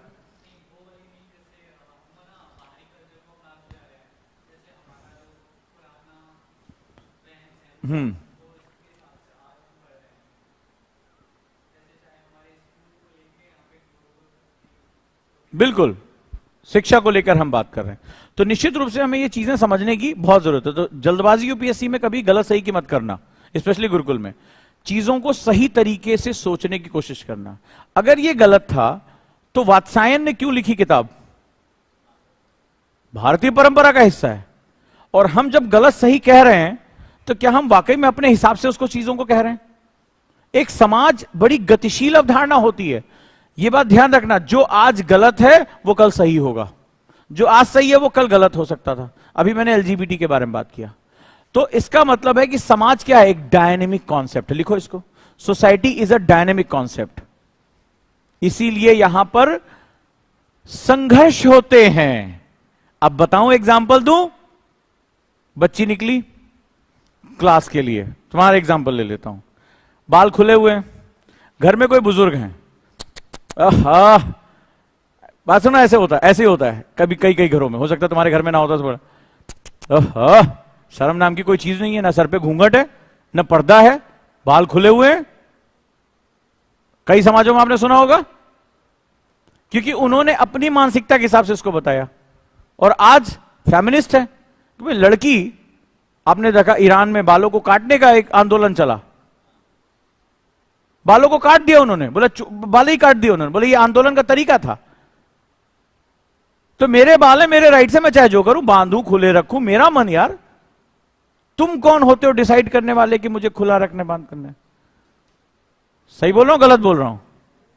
तो सोसाइटी एक डायनेमिक कॉन्सेप्ट होता है, लगातार चीजें इसमें क्या होती हैं, बदलती रहती हैं। जो गलत है सही है, गलत है सही है, चलता रहता है। इसीलिए अब क्या होगा, इनको टोक दिया इनके दादाजी ने, मान लो फॉर एग्जांपल, अब ये भड़क के क्या बोलेंगी, कोई काम धाम नहीं है, जब देखो तब बाल निहारना, ये करना वो करना, क्या गलत है? लेट हो रही गुरुकुल क्लास के लिए, डांट दिया इन्होंने कस के, या इन्होंने विरोध, या नहीं सुना तो जाके मम्मी से बोलने लगे, मम्मी देखो दादाजी रोज टोकते हैं, और उन्होंने घर में तांडव मचा रखा है, कोई संस्कार नहीं है, पिताजी को तुम्हारे बुला लिया। इस तरह बात चलती है तो ये होता है कि नहीं होता है? होता है ना। तो अब दोनों अपनी अपनी मान्यताओं से उन्होंने क्या किया, समाज में टकराव पैदा कर दिया, परिवार में क्लेश हुआ, हुआ कि नहीं हुआ?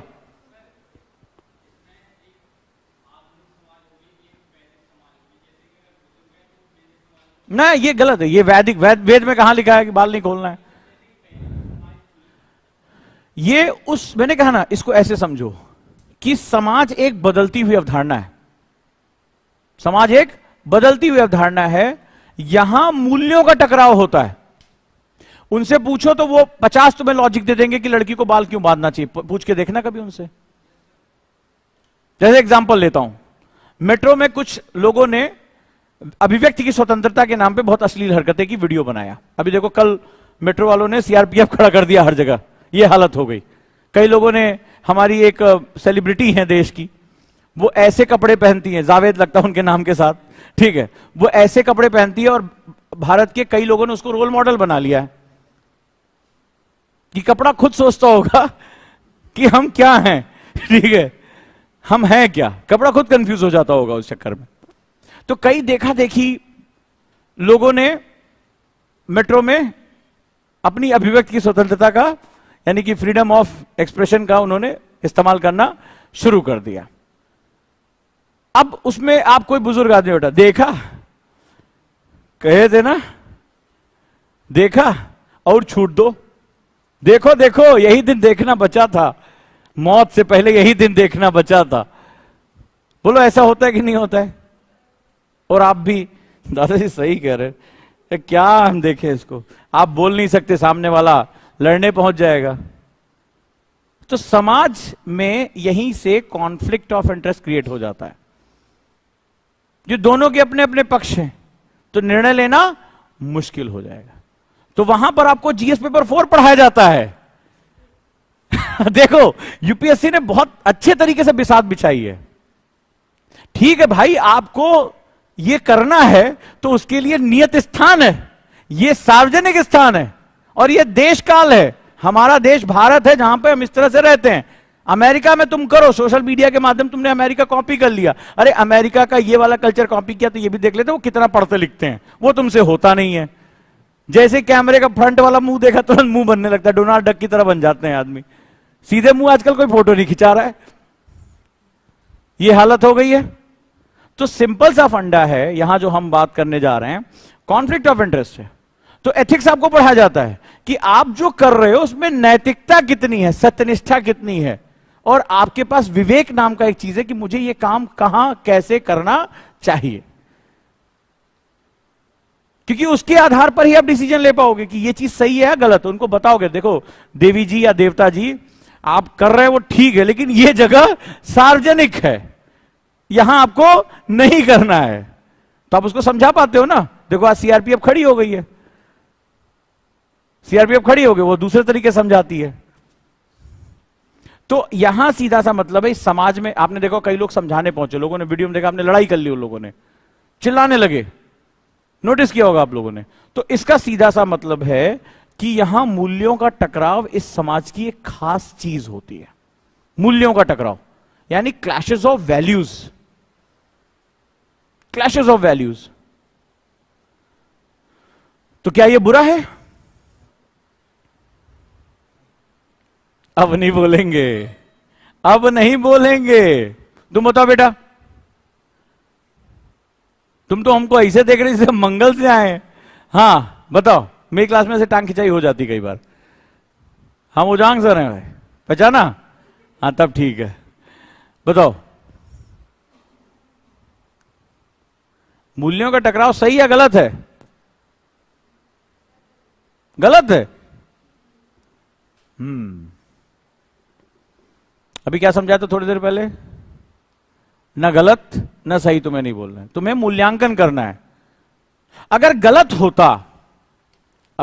होता तो हम कभी प्रगतिशील नहीं हो पाते और हम अपनी परंपराओं और रूढ़ियों को ढो रहे होते।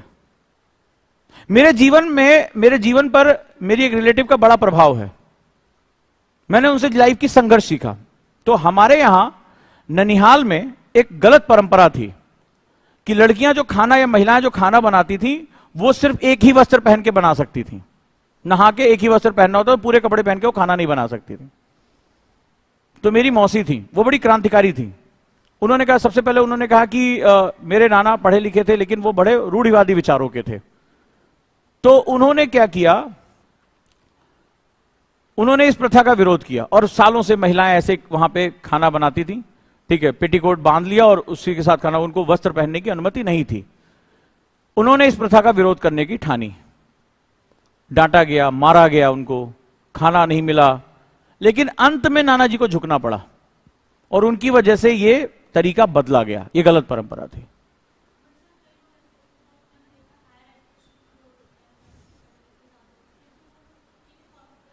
एजुकेशन शब्द को गलत तुमने इस्तेमाल किया। उसको लिटरेट कहते हैं, एजुकेट नहीं कहते हैं। Handle with care. कोई व्यक्ति किसी यूनिवर्सिटी में जाके डिग्री लेता है वो लिटरेट है, एजुकेट नहीं है। एजुकेशन बहुत बड़ी धारणा होती है और एजुकेशन के लिए किसी डिग्री का होना जरूरी नहीं है। आप कम पढ़े लिखे हैं लेकिन आप प्रगतिशील विचारों के हैं, आप बदलाव के साथ बदल सकते हैं, आप एजुकेट हैं। आप पढ़े लिखे हैं, आपने डिग्री बहुत बड़ी ली है, आपने प्लास्टिक में खाया, कूड़ा फेंक दिया और एक कहीं भी देखा पेड़ काटने लगे, बर्बाद कर दिया, और एक कोई नहीं पढ़ा लिखा है और वो पेड़ों का संरक्षण कर रहा है ना, तो वो पर्यावरण के लिए एजुकेट है। समझे? बहुत बड़ा फर्क है, ये बहुत बड़ा फर्क है। लिटरेट है, उसको लिटरेट वर्ड यूज करो कि वो भाई लिटरेसी में है, वो डिग्री उसने ले रखी, यूनिवर्सिटी गया है। एजुकेट नहीं है। एजुकेशन पर्पसफुल होता है, याद रखना। एजुकेशन पर्पसफुल होता है, यानी हम क्यों ये ज्ञान प्राप्त कर रहे हैं, ये एजुकेशन है। If I am educate, I am protecting. मैं डिग्री नहीं है लेकिन मैं अपने यूनिवर्सिटी, मैं अपने पेड़ पौधों का प्रोटेक्शन कर रहा हूं, आई एम एजुकेटेड। लेकिन मैं डिग्री बहुत बड़ी ली है, कूड़ा फेंक रहा हूं, प्लास्टिक का यूज कर रहा हूं, तो मैं एजुकेट नहीं हूं, लिटरेट हूं। और हमारे विश्व की सबसे बड़ी समस्या है कि हम लिटरेट हो गए हैं, एजुकेट नहीं हो पाए। बिश्नोई समाज का कोई व्यक्ति अगर पौधों के लिए अपनी जान दे सकता है, जानवरों के लिए अपने प्राण दे सकता है, पढ़ना कभी उनके बारे में। सलमान खान आज तक जान बचाते घूम रहे हैं। सिर्फ एक हिरण मारा था जो उनके लिए पूज्य है, उनके लिए ईश्वर तुल्य है, काला हिरण, जिसको कृष्ण मृग कहा जाता है। वो कृष्ण के अवतार के रूप में उनको पूछते हैं। आज तक खोज रहे हैं उनको। तो अगर वो समाज पर्यावरण के, एक जीव के प्रति इतना समर्पित है, वो कीकर के वृक्ष को पूजते हैं, आप काट के दिखा दो पेड़, वो अपने प्राण दे देंगे। चिपको आंदोलन पढ़ना कभी? लोगों ने कहा कुल्हाड़ी चला दो, हम पेड़ नहीं, पेड़ हमारे जीवन का हिस्सा है। चिपक गए पेड़ों से, कई लोग मार दिए गए उसमें। बोले शरीर काट दो, पेड़ नहीं छोड़ेंगे। उत्तराखंड के पर्वत बिल्कुल सही खड़े थे और आज डर लगता है पहाड़ों पे जाते समय कौन सा पहाड़ नीचे आ जाएगा। एक वो दौर था जब लोगों ने पेड़ों के लिए अपने प्राणों को निछावर कर दिया, और आज एक दौर है जहां हम शाम को ड्रिंक किया, गाड़ी चलाते सरसराते हुए हाईवे बने हुए पहुंच गए, मस्ती कर रहे हैं, पेड़ पौधे प्लास्टिक। मैंने वीडियो बनाई है, मैं बहुत ऊंचे पहाड़ों पे गया, वहां प्लास्टिक का कचरा पड़ा हुआ था, शराब की बोतलें, पानी के पैकेट और चिप्स के ये पड़े हुए वहां पे। मैंने वीडियो बनाई, मैं कहो तो ग्रुप में भेज दूंगा अभी तुम लोगों को। वो एकदम निर्जन पहाड़ थे वो। So who is educated and who is literate?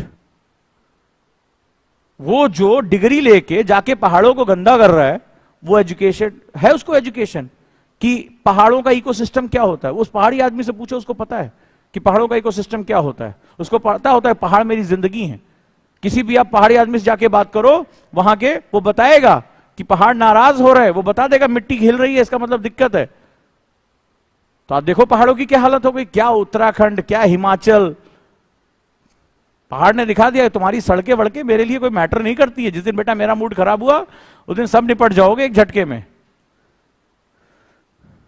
पहाड़ी आदमी नदियों से दूर मकान बनाता था, घास फूस के, हल्के होते हैं। ये हम गए मैदानों से, हमने नदी के किनारे होटल बना दिए कंक्रीट के। तो गंगा मां बोली अच्छा मेरे दर्शन करने आए हो, हम ही आ जाते हैं। तुम कहां बालकनी में आके देखोगे, हम ही आ जाते हैं। एक दिन आ गई, होटल होटल सब गायब हो गया। तो ऑब्वियस सी बात है कि पहाड़ों पे ढाल होती है, वहां जो आप पहाड़ी लोग के मकान देखिए, हल्के फुल्के ऊपर बनाते हैं, पहाड़ों पे चढ़ के जाते हैं। इन्हें एकदम नदी के कोस्ट पे बनाना था। यह भी नहीं पता कि पहाड़ी नदियां सक्रिय होती हैं, वॉल्यूम अचानक से बढ़ जाता है, बर्नौली इफेक्ट क्रिएट हो जाता है। पढ़े लिखे तो पता होता, एजुकेटेड होते। तो नदी ने कहा बहुत दिन से दर्शन कर रहे थे, दर्शन कर रहे, हम भी देख ले तुम्हें थोड़ा सा। खत्म हो गया मामला, निपट गए। पता चला यहां कुछ था, खत्म हो गया हंसी खुशी में। लेकिन ये डिजास्टर को जन्म देता है। तो चलें आगे। तो जब हम सोसाइटी की बात करते हैं, सोसाइटी कॉम्प्लेक्स क्यों है? मैंने कहा था इस सब्जेक्ट की शुरुआत होगी, इसका अंत नहीं होगा, चलता रहेगा। अब सोसाइटी हमारे लिए कई तरह के सेगमेंट है। What is society? समाज क्या है? चलो थोड़ा सा लिख भी लो। तो वो एक ऐतिहासिक इकाई है। सोसाइटी एक हिस्टोरिकल यूनिट है। It is a historical unit. Society is a historical unit. आज हम अपने समाज में जो कुछ भी कैरी करते हैं वो अपनी हिस्ट्री से तो कैरी करते हैं, और क्या है? It's a historical unit. It is a historical unit. लिखो,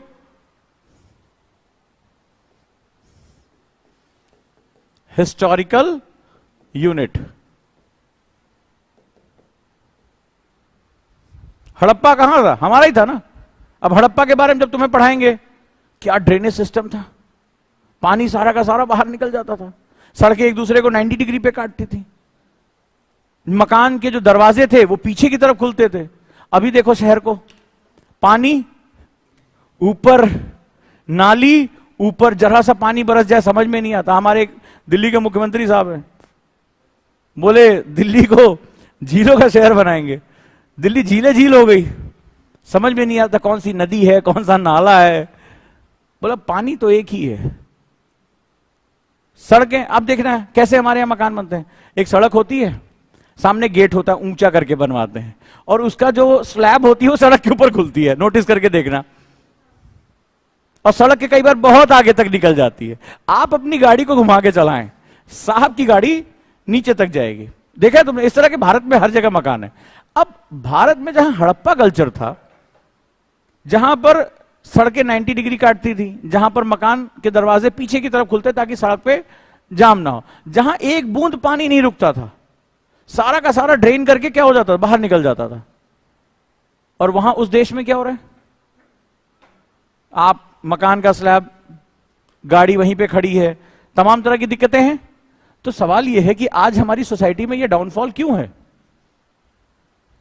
हमें कहीं और से नहीं सीखना है, हमारे पास तो अपना था ना। हम हड़प्पा जैसा अर्बन कल्चर बना दें। इंडस वैली सिविलाइजेशन क्या थी? अर्बन कल्चर था। आज हमारे शहर जरा देखो, कोई भी कहीं गाड़ी खड़ी कर दे, ठीक है, नाली का पानी मोस्टली बाहर ही रहता है। जरा सा भी 19-20 हुआ बारिश में तो आपको पता ही नहीं चलता पैर रखना कहां है, पैर रखना कहां है। स्लैब सड़क तक आ रही है, आप कहीं से भी निकल नहीं सकते। उसके बाद वो गाड़ी भी पार्क कर देते हैं। अब आप जानो, गाड़ी पार्क होने के बाद आदमी पीछे मुड़ के नहीं देखता हमारे यहां, मोक्ष प्राप्त कर लेता है। तुम हॉर्न देते रहो, तुम हॉर्न देते रहो। पहले हॉर्न देते हैं, फिर कुछ और भी देते हैं, फिर कोई सुनता नहीं इस देश में। फिर अपना अपना रास्ता ढूंढ के वो थोड़ा और इधर करके लगा देते, पीछे वाला और परेशान होता है। पूरा देश इसी तरह परेशान है। कभी किसी दिन किसी चौराहे पे खड़े हो जाना जहां पुलिस वाला ना हो, सिग्नल होने चाहिए, कोई फर्क नहीं पड़ता, जहां कैमरा और पुलिस वाला ना हो। हमारे यहां वो वर्दी का बड़ा डर है। देखना थोड़ी देर बाद होगा क्या, थोड़ी देर बाद क्या होगा, एक एम्बुलेंस टू टू टू, उसका मरीज जाने दो यार, जाने दो, बस अब निपट जाएंगे। तब तक एक रिक्शे वाला वो शाहरुख खान की पिक्चर देख के एकदम बीच में घुसाएगा, साइकिल वाला आएगा वो भी घुसा देगा। देखना किसी चौराहे पे, किसी भी चौराहे पे खड़े हो जाओ, थोड़ी देर ऐसे देखते रहो क्या होगा। मोटरसाइकिल वाला घुस जाएगा, कार वाला घुस जाएगा, कार वाला सोचेगा कहीं स्क्रैच ना लग जाए, वो सबको गाली देगा। मोटरसाइकिल वाला लगेगा अरे कहीं कोई ठोक ना दे, वो साइकिल वाले रिक्शे वाले गाली देगा, जो साइकिल वाला रिक्शे वाले गाली देगा, रिक्शे वाला सबको गाली देगा। और थोड़ी देर बाद आप सिर्फ 15 मिनट घड़ी देखना, टिक टिक टिक टिक टिक 15 मिनट, अभी कोई किसी को नहीं जाने देगा।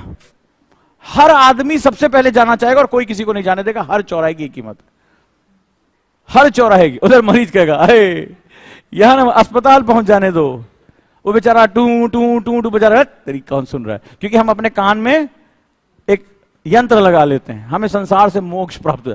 हम तो इतने आध्यात्मिक लोग हैं, हमारी कोई वही नहीं है, हम बहुत स्पिरिचुअल हैं। हम खड़े खड़े ट्रैफिक में मोक्ष प्राप्त कर लेते हैं, हमें हिमालय जाने की जरूरत नहीं है। तो देखा होगा तुमने कई बार ये सीन, तो तुमने देखा होगा उसी में रिक्शे वाला भिड़ा पड़ा, उसी में साइकिल वाला भिड़ा, और हर कोई जल्दी निकलना चाहता है। काम देश में है नहीं किसी के पास, जल्दी का है कि भाई समझ रहे हैं, हम पहुंचते कहीं टाइम से नहीं है, फिर भी हम निकलते हर जगह जल्दी हैं। बड़ी समस्या हमारे साथ है। हम कह रहे हैं बेरोजगार है, हमारे देश में इतनी बड़ी बेरोजगारी है, काम धाम कुछ नहीं, जल्दी हर समय लगी रहती है। तो ये भारत की बहुत बड़ी समस्या है, क्योंकि हम उन सोशल वैल्यूज को कैरी नहीं कर रहे हैं। फिलहाल तो हमारे देश की समस्या हमारे लिए ज्यादा बढ़िया है, क्योंकि बाहर क्या है ना, वो पुलिस कैमरे वैमरे लगे हुए हैं, टेक्नोलॉजी है, तो आपके घर पहुंचने से पहले आपका चालान पहुंचता है, और वहां ऑटो डिटेक्शन, आपसे पूछेंगे नहीं, बैंक से काट लेते हैं, वो मैसेज आता है 500 रुपीज डिटेक्टेड। और यहां क्या होता है, धीरे से मान लो पुलिस वाले ने पकड़ लिया, चाचा किनारे आओ। देखा होगा तुमने, ये बड़ी विद्या होती है, निगोशिएशन की विद्या है हमारे पास। तो लगा चालान कटेगा, हैं पहले से, पर एक फटा सा पर्स रखते, देख लीजिए अंकल, देख लीजिए 20 रुपया भी नहीं हमारे पास, तो 100 रुपए का वो बेचारा चालान कहां काटेगा। फिर वो भी सोचता है अच्छा इधर 20 है ना और दूसरा, जो दूसरे होते हैं 20-10 की बात नहीं, फोन करें हम करें फोन, चाचा विधायक हमारे, चाचा, उधर पता नहीं कौन चाचा होते हैं, हर समय फोन उठाने के लिए तैयार बैठे होते हैं। हाँ बताओ, तो आपने देखा होगा इस तरह की नोटंकी हमारे बड़ी कॉमन होती है। तो ये समस्या है, इससे क्या होगा, सबका लॉस हो रहा है। एक मैं सिंपल सी बात करूं, दिल्ली में मात्र ट्रैफिक सिग्नल पे 20,000 करोड़ रुपए का पेट्रोल सिर्फ ट्रैफिक सिग्नल पे बर्बाद होता है। मैं जो बात कह रहा हूं उसके पीछे फैक्ट्स हैं। 20,000 करोड़ रुपए का पेट्रोल बर्बाद होता है सिर्फ ट्रैफिक सिग्नल्स पे। उससे जो पॉल्यूशन हो रहा है, मैं उसकी कैलकुलेशन नहीं कर रहा हूं, क्योंकि उसमें एक रिपोर्ट आई है कि भारत के प्रदूषण की वजह से, खासतौर पे महानगरों में, एक इंसान की औसत जीवन 5.4 ईयर्स कम हो गई है वायु प्रदूषण की वजह से। 5.4 ईयर्स, जो कि भारत के कुछ शहरों में 15 साल तक पहुंच गई है। यह औसत है पूरे भारत का, एयर पॉल्यूशन की वजह से। यह भारत का औसत है, ये मजाक बात नहीं कर रहे हैं कि हंसी मजाक में सुन रहे हो। भारत में नियम बनाने पड़ गए कि एम्बुलेंस को निकलने दो, क्योंकि कोई किसी को नहीं निकलने देता है। और फिर अचानक से क्या होता है, एक देवता प्रकट होते हैं, उनके हाथ में एक दिव्यास्त्र होता है। अरे क्या होता है, वो जिसको पाता है, लाठी जिसके बोलते हैं, वो पहले उसको कूट लेता है कायदे से जिसकी पीठ पे पड़ता है वो एकदम लाइन पे आके खड़ा हो जाता है। अचानक से तुम देखोगे एक पुलिस वाला आता है और ट्रैफिक 10 मिनट के अंदर क्लीन। नोटिस किया तुमने? अचानक से सब लोग सेट हो जाते हैं, साइकिल वाला गायब, रिक्शे वाला अपनी जगह, सबसे पहले वो रिक्शे वाले को दे धा दो दिया काम पे, एकदम सब ट्रैफिक स्मूथ चलने लगता है। तो ये चीज तो कॉमन सेंस, एक प्रोग्रेसिव सोसाइटी में हमें खुद ध्यान रखना चाहिए ना, कि जब सभी निकलेंगे तो निकलेगा कौन? भाई हमारा नंबर है, आपका नंबर, आप बढ़िए, हमारा नंबर, हम आगे बढ़ेंगे। हमारा एक जेब्रा क्रॉसिंग नाम का वर्ड होता है। पहली बात तो दिखता नहीं है क्योंकि उसका प्रिंट इतना घिस चुका होता है, और दूसरी बात वो होता कहां है सड़क पे, ये किसी को पता ही नहीं होता है। और अगर कहीं गलती से आप विदेश से आए हैं और ये था कि जेब्रा क्रॉसिंग से पहले गाड़ियां रुक जाती हैं आपको पार करने के लिए, तो भाई साहब आप भारत में सड़क क्रॉस ना करें इस गलतफहमी के साथ, या किसी भारतीय को अपने साथ जरूर ले ले, क्योंकि यहां गाड़ी रुकती ही जेब्रा क्रॉसिंग के पार में है। नोटिस करके देखना, नोटिस करके देखना। और कहीं गलती से आप स्मूथली क्रॉस करने की सोचेंगे, आपकी आंख कहीं और खुलेगी। इस बात की आप गारंटी लेके चलें कि भारत में, अब मुझे बताइए एक समाज के रूप में कहां तक तुम्हारे हर समय लाठी तुम्हारे लेके पीछे घूमेंगे? पॉसिबल है? नहीं पॉसिबल है। तो ये चीजें हमें समाज के रूप में बताती कि हम बहुत कॉम्प्लेक्स यूनिट हैं, we are very complex unit. भारतीय समाज एक राजनीतिक इकाई है, सारा खेल तो राजनीति के लिए हो रहा है, सारा खेल है। जितने भी उठापटक ये जो विष बोया जाता है वो पॉलिटिक्स के लिए होता है। इलेक्शन जैसे ही आते हैं भारत में, तुम्हें पता भी नहीं होगा इतनी जातियां भी हैं, तुम्हें उस दिन तुम्हें पता चलता है, पॉलिटिशियन तुम्हें बताता है कि दलित नहीं महादलित, पिछड़े नहीं महापिछड़े, तुम जानते भी नहीं, अरे बाहर हमने कभी पढ़ा ही नहीं, ढूंढ ढूंढ के निकाल के लेकर आते हैं। और उनके लिए उनका मन जो ऐसा तड़पता है, क्या बताएं तुम्हें। तो ये क्या होता है, भारत को विभाजित करने का एक सेगमेंट है। India as a society, as a economic इकाई सबसे बड़ा रीजन है, क्योंकि रिसोर्स कैप्चरिंग होती है फिर हमारे यहां, ठीक है, जिसको हम लोग आरसी रिसोर्स कैप्चरिंग बोलते हैं। और एक वैल्यूज यानी नैतिक इकाई है। अच्छा बुरा, प्रगतिशील, रुका हुआ, ये सब कौन डिसाइड करता है? समाज होता है। समाज में सिर्फ बुरे लोग नहीं हैं, अच्छे भी हैं, सिर्फ अच्छे नहीं हैं, बुरे भी हैं, तटस्थ भी हैं। बोले हमारा क्या जा रहा है। कई बार आपने देखा सड़क किनारे कोई आदमी घायल पड़ा होता है, कुछ लोग आगे बचाने के लिए बढ़ते हैं, कुछ लोग कुछ नहीं होता है, हे तुरंत लाइक अपडेट, उसके वहां पहुंचने से पहले यहां इनके लाइक शुरू हो जाते हैं। नोटिस किया? वो सर फट गया, कोई उठा लो, बोले रुक जाओ पहले ये एंगल सही आ रहा है, हाँ थोड़ा और कराइए तो उसको लगता है कि और कराएंगे तो जल्दी उठा लेंगे बाबू, और दर्द से कराइए, वीडियो अच्छी उठ रही है, लाइव है आप इंस्टाग्राम पे। उसको नहीं पता थोड़ी देर में बाद ये डेड हो जाएगा, लाइव नहीं रह जाएगा। तुम्हारी लाइफ के चक्कर में इसका डेड हो जाना है आज। देखा होगा तुमने कई बार, आपने कई बार पढ़ा होगा, मॉल से लड़की कूद गई, उसको फर्स्ट एड देने की बजाय उसका वीडियो बनाने लगे, तुरंत अपलोड। आदमी इस बात, अरे मरा कौन? अरे मरा नहीं यार, आज मेरा चैनल जिंदा उठा बोले हाँ वो किसी ने सुसाइड कर लिया, बोले अरे भाई साहब वीडियो सही जा रही है उसकी। तो ये भी हमारे समाज का हिस्सा है। सो ये सोसाइटी को बहुत ही कॉम्प्लेक्स बनाता है। अब इसमें सही गलत अच्छा बुरा ये तय करना बड़ा मुश्किल हो जाता है, और जहां पर ये तय करना मुश्किल हो जाता है उस सब्जेक्ट को ग्रैस्प करने में बहुत टाइम और इंटेलेक्चुअलिटी दोनों लगती है। तो ये दोनों लोगों की जिम्मेदारी होती है एज अ टीचर की वो आपको इन चीजों से अवगत कराए, स्टूडेंट भी खुले मन से इसको समझ सके कि वो चीज क्या हो रही है। क्लियर है? यहां तक किसी को कोई डाउट? अब हम क्यों पढ़ रहे हैं? Why we are reading Indian society, हम क्यों यहां से शुरू कर रहे हैं, क्यों इसके बारे में बात कर रहे हैं, यह भी समझना बड़ा जरूरी है।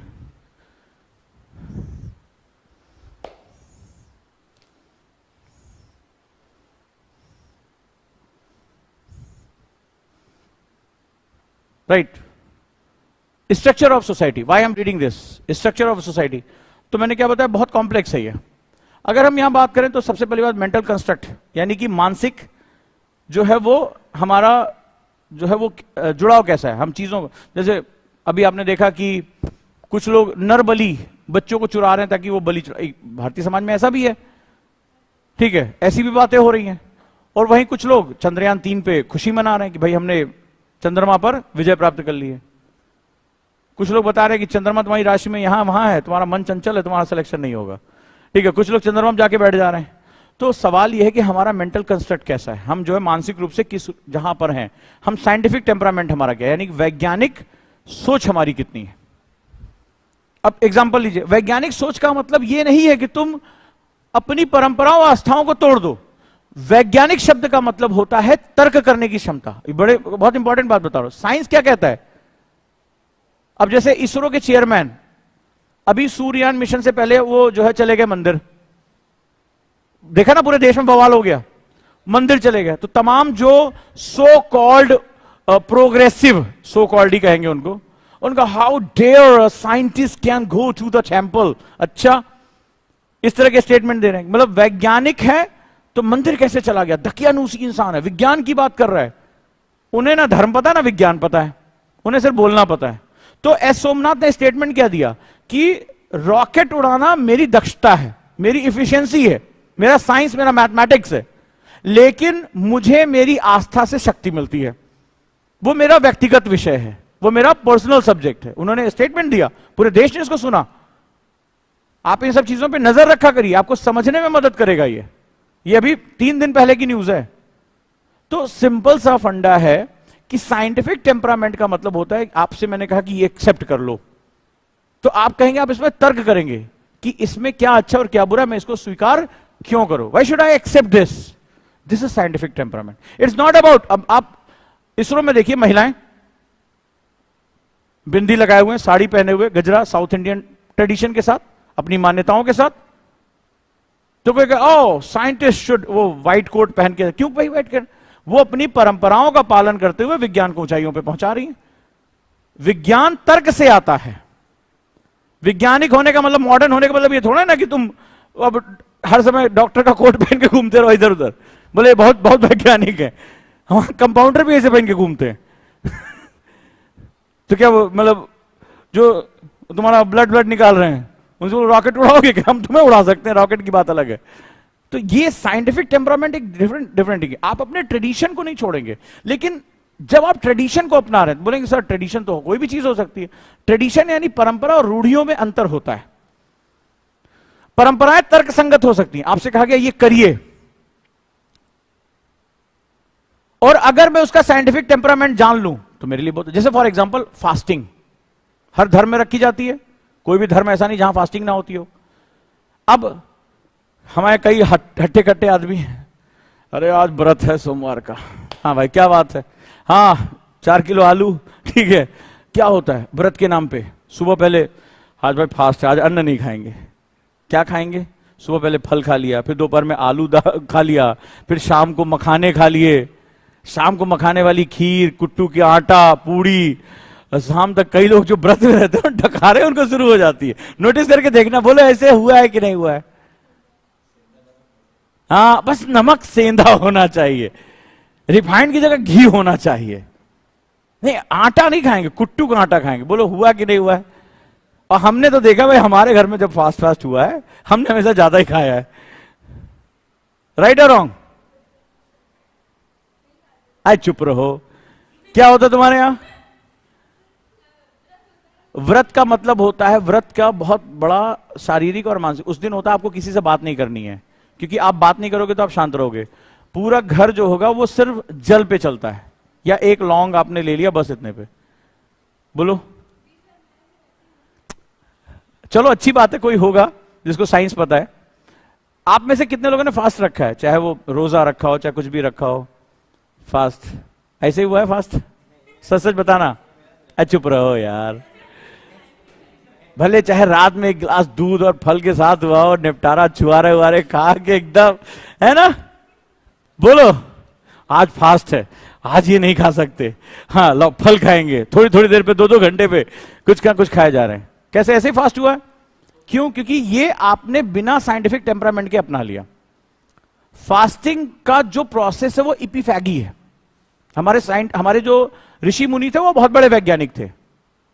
होता क्या है, जो इंटिमिटेट फास्टिंग है, विदेशी सब हमारा सब ले गए। मैंने भी आपके पहली क्लास में एक बड़ी इंपॉर्टेंट लाइन बोली है, मन करे तो लिख लेना इसको, कि हम भारतीयों को पता सब कुछ, हम जानते कुछ नहीं है। ये लाइन मैंने तुम्हारे सीनियर बैच को लिखवाई है कि इसको लिख लो, ये तुम जहां भी ढूंढोगे ये तुम्हें मिलेगा। हम भारतीयों को पता सब कुछ है, हम जानते कुछ भी नहीं है। ये बड़ी मुसीबत है हमारी। फास्ट रखना है, फास्ट रखना है। साइंटिफिक टेम्परामेंट क्या है? What is the fasting? तो पता चला कि भाई इंटिमिटेट बॉडी में मिनिमम 16 घंटे के अंदर कुछ नहीं जाना चाहिए। क्यों? 8 घंटे के बाद आपकी बॉडी जो होती है, ये फास्टिंग का जो पर्पस रखा गया था वो डिटॉक्स के लिए था।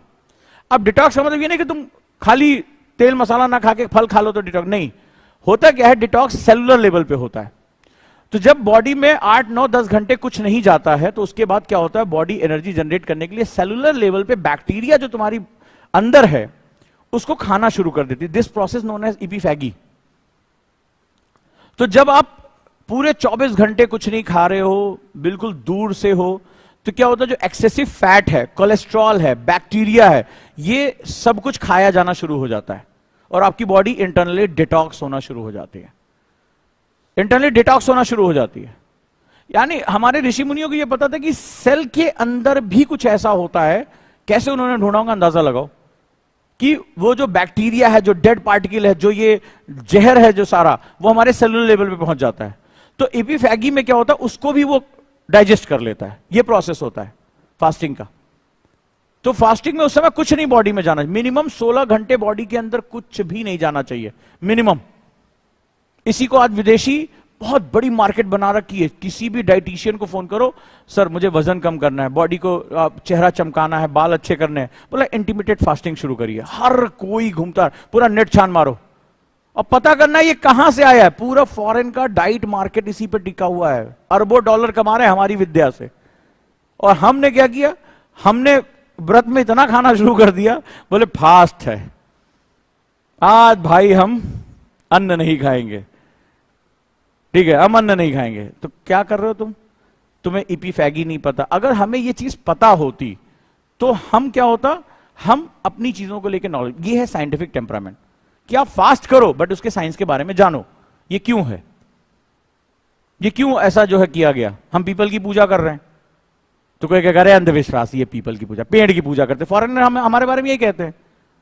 लेकिन हमें यह पता हो कि ये एक इकलौता ऐसा पेड़ है जो 24 घंटे ऑक्सीजन दे रहा है, ये पर्यावरण के अनुकूल है और बिना किसी खाद पानी के उग सकता है, कहीं भी उग सकता है, किसी भी मिट्टी में उग सकता है। यानी इसका जो है वो पालन पोषण बहुत आसान है।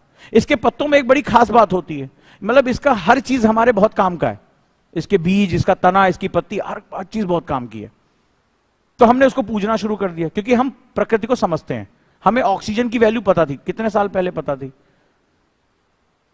तो हम जब कोई चीज कर रहे हैं और हमें उसका लॉजिक पता है, तो ये साइंटिफिक टेम्परामेंट हुआ। और अगर हम बिना लॉजिक के उसको एक्सेप्ट कर रहे हैं कि फास्टिंग का पर्पस क्या था, हमें नहीं पता इपीफैगी क्या होता है, तो फिर हम तो उल्टे हैं भाई साहब। तो हम वही कुट्टू कांटा खोजते घूमते रहते, पूरा बाजार देखो खोजता रहता है। घी में छनी हुई पूड़ियां खाएंगे, आज रिफाइंड नहीं खाएंगे। बोले ऐसे ही हुआ है कि नहीं हुआ है ना। आलू, दही शकरकंद। दूसरा reforms. What are the reform? ये व्यक्तिगत चीजें हैं। किसी के लिए ईश्वर साकार है, किसी के लिए निराकार है, किसी के लिए ऊर्जा है, किसी के लिए ये व्यक्तिगत चीजें हैं, ठीक है। और व्यक्तिगत चीजें होती रहनी चाहिए जीवन में, लेकिन इसको लेकर लड़ाई नहीं लड़ सकते कि मेरा भगवान तेरा भगवान। वो एक अलग फिर वो मुद्दा, वो राजनीति का मुद्दा, वो यहां आएगा भी आगे। तो दूसरा चीज है रिफॉर्म्स। रिफॉर्म्स क्यों? रिफॉर्म्स यानी दोबारा आकार लेना। तो इसमें सुधार के लिए होता है, फॉर करेक्शंस। सोसाइटी को लगातार करेक्शंस की जरूरत पड़ती है, इसीलिए रिफॉर्म्स किए जाते हैं। तीसरा चीज है लिविंग रियलिटी। वर्तमान समय की जरूरत क्या है, लिविंग रियलिटी। तो ये चीज ये बताता है कि जो कल तक गलत थी उसको आज हम सही करेंगे। जो आज हमें सही लग रही हो सकता है आने वाले टाइम में गलत हो जाए। तो लिविंग रियलिटी। तो इस वजह से हम सोसाइटी में लगातार रिफॉर्म्स करते रहते हैं। क्लियर है? तो लंबा चौड़ा डिस्कशन चला, कई चीजें हुई, इसीलिए मैंने कहा एक्टिव स्टडीज। डिस्कशन जिसने लिख लिया आज उसको बहुत सी चीजें मिल गई होंगी, बहुत मजा आया होगा। सबसे पहले मैंने क्या सिखाया, इशू क्यों होते हैं, ठीक है, इशू क्या होता है। फिर मैंने तुम्हें बताया कि सिलेबस में अगर कोई चीज एक लिखी हुई है तो उसका दूसरा पार्ट, अगर मैं इंक्लूजन की बात कर रहा हूं तो तुम्हें एक्सक्लूजन ढूंढना है। अगर मैं इंपावरमेंट की बात कर रहा हूं तो तुम्हें पता करना पड़ेगा इंपावरमेंट क्यों नहीं हुआ, तो मुझे उसके लिए हिस्टोरिकल यूनिट में जाना पड़ेगा, ठीक है। इश्यूज के बारे में बताया कि इशू को कैसे आइडेंटिफाई करते हैं। फिर हमने देखा कि सोसाइटी की हमारा जो है वो एस्पेक्ट क्या है। फिर हमने सीखा हैंडल विद केयर, कि कैसे हमें हर शब्द को ढंग से समझना है। फिर हम ये सब्जेक्ट क्यों पढ़ रहे हैं, इस सब्जेक्ट का लिंक कहां है। तो हमें ये समझ में आया कि ये सब्जेक्ट शुरू तो होगा पर ये सब्जेक्ट खत्म नहीं होगा। तीसरी अगली जो चीज हमें समझ में आई कि यूपीएससी में जो तुम जा रहे हो तुम एक करियर का हिस्सा हो। करियर क्या होता है? जो इनर्शिया है, रुका हुआ है, उसको आगे ढकेलना। वो जल्दी नहीं जाएगा, वो जल्दी चेंज नहीं होगा। बहुत से लोगों का व्यवहार खुद से चेंज नहीं होता। तुम अपने बारे में देख लो, तो बिठाएंगे जब 4 घंटे लाइब्रेरी में तो बहुत से लोग परेशान होंगे, बहुत से लोग परेशान होंगे। तो खुद से व्यवहार नहीं बदलना पड़ेगा, डंडा लेके हमें बैठना पड़ेगा, धीरे धीरे बदल जाओगे। तो ये जो डिस्कशंस हुए हमारे, रिफॉर्म्स क्या होता है, साइंटिफिक टेम्परामेंट क्या होता है, हमें इनकी जरूरत क्यों पड़ती है, भारतीय समाज आज कहां पहुंच गया है। ठीक है, समाज के संघर्ष अंदर से ही आते हैं। समाज अगर बटा हुआ होगा, यानी सोसाइटी अगर डिवाइडेड होगी, तो हम कभी भी दुनिया को अपने बारे में बता नहीं पाएंगे, हु वी आर। हम वहां जाकर नहीं कहते हैं हम बिहारी समाज से आए हैं, हम महाराष्ट्रियन समाज से हैं, हम यूपी के समाज से। हम क्या कहते हैं? हम इंडियन सोसाइटी से, हम इंडिया से आ रहे हैं। या बोलेंगे बाइडन से, ए बाइडन, ए बाइडन, ठीक है कहां रहते हो? बोले अरे वो वाली गली में वाला मकान देखे हो ना, हाँ उसके पीछे वाला मकान चाची का। नहीं नहीं नहीं, उसके पीछे हम रहते हैं। ऐसा कभी हम बोलते हैं क्या वर्ड मंच पे जाके? हम वहां इंडिया को रिप्रेजेंट करते हैं। तो सोसाइटी कौन सी है? इंडियन सोसाइटी है। लेकिन जितना ये बाहर से इंडियन सोसाइटी दिखाई पड़ती है, अंदर पहुंच के क्या हो जाता है? देखो क्या हो जाता है, तुम खुद नहीं ढूंढ पाओगे भारत में इतनी विविधता है। तो वर्ड हम जो डिफरेंस और डाइवर्सिटी, आज जैसे प्रधानमंत्री ने कहा कि इंडिया बहुत डाइवर्स कंट्री, डाइवर्सिटी हमारा जो चौथा डी में एक उन्होंने डी बताया था, डाइवर्सिटी। लेकिन ये डाइवर्सिटी शब्द को आगे मैं प्रूव करूंगा कि अंग्रेजों ने इस शब्द के साथ खेला क्या। डाइवर्सिटी और डिफरेंस दोनों अंतर को बताता है। डाइवर्सिटी मतलब जैसे ये हैं, ये हैं, ये हैं, ये हैं, ये डाइवर्सिटी हो सकती है, अलग रंग रूप, अलग भाषा, अलग खान पान। लेकिन फिर डिफरेंस क्या है? अरे 2, 3, 4, 5। अगर ये डाइवर्सिटी तो डिफरेंस क्या है? अगर डाइवर्सिटी हमारी पावर है तो डिफरेंस हमारी कमजोरी कैसे है? अगर तुम्हारा हमारा अलग अलग होना डाइवर्सिटी है तो डिफरेंस क्या है ये बताओ? वो भी तो अलग अलग होना है। ये बहुत बड़ी एक कॉन्स्पिरेसी है, बहुत बड़ी एक साजिश है हमारे साथ। ये हम समझ जाएंगे तो हमारे लिए चीजें बहुत आसान हो जाएंगी। तो उम्मीद करता हूं डिस्कशन आज अच्छा लगा होगा।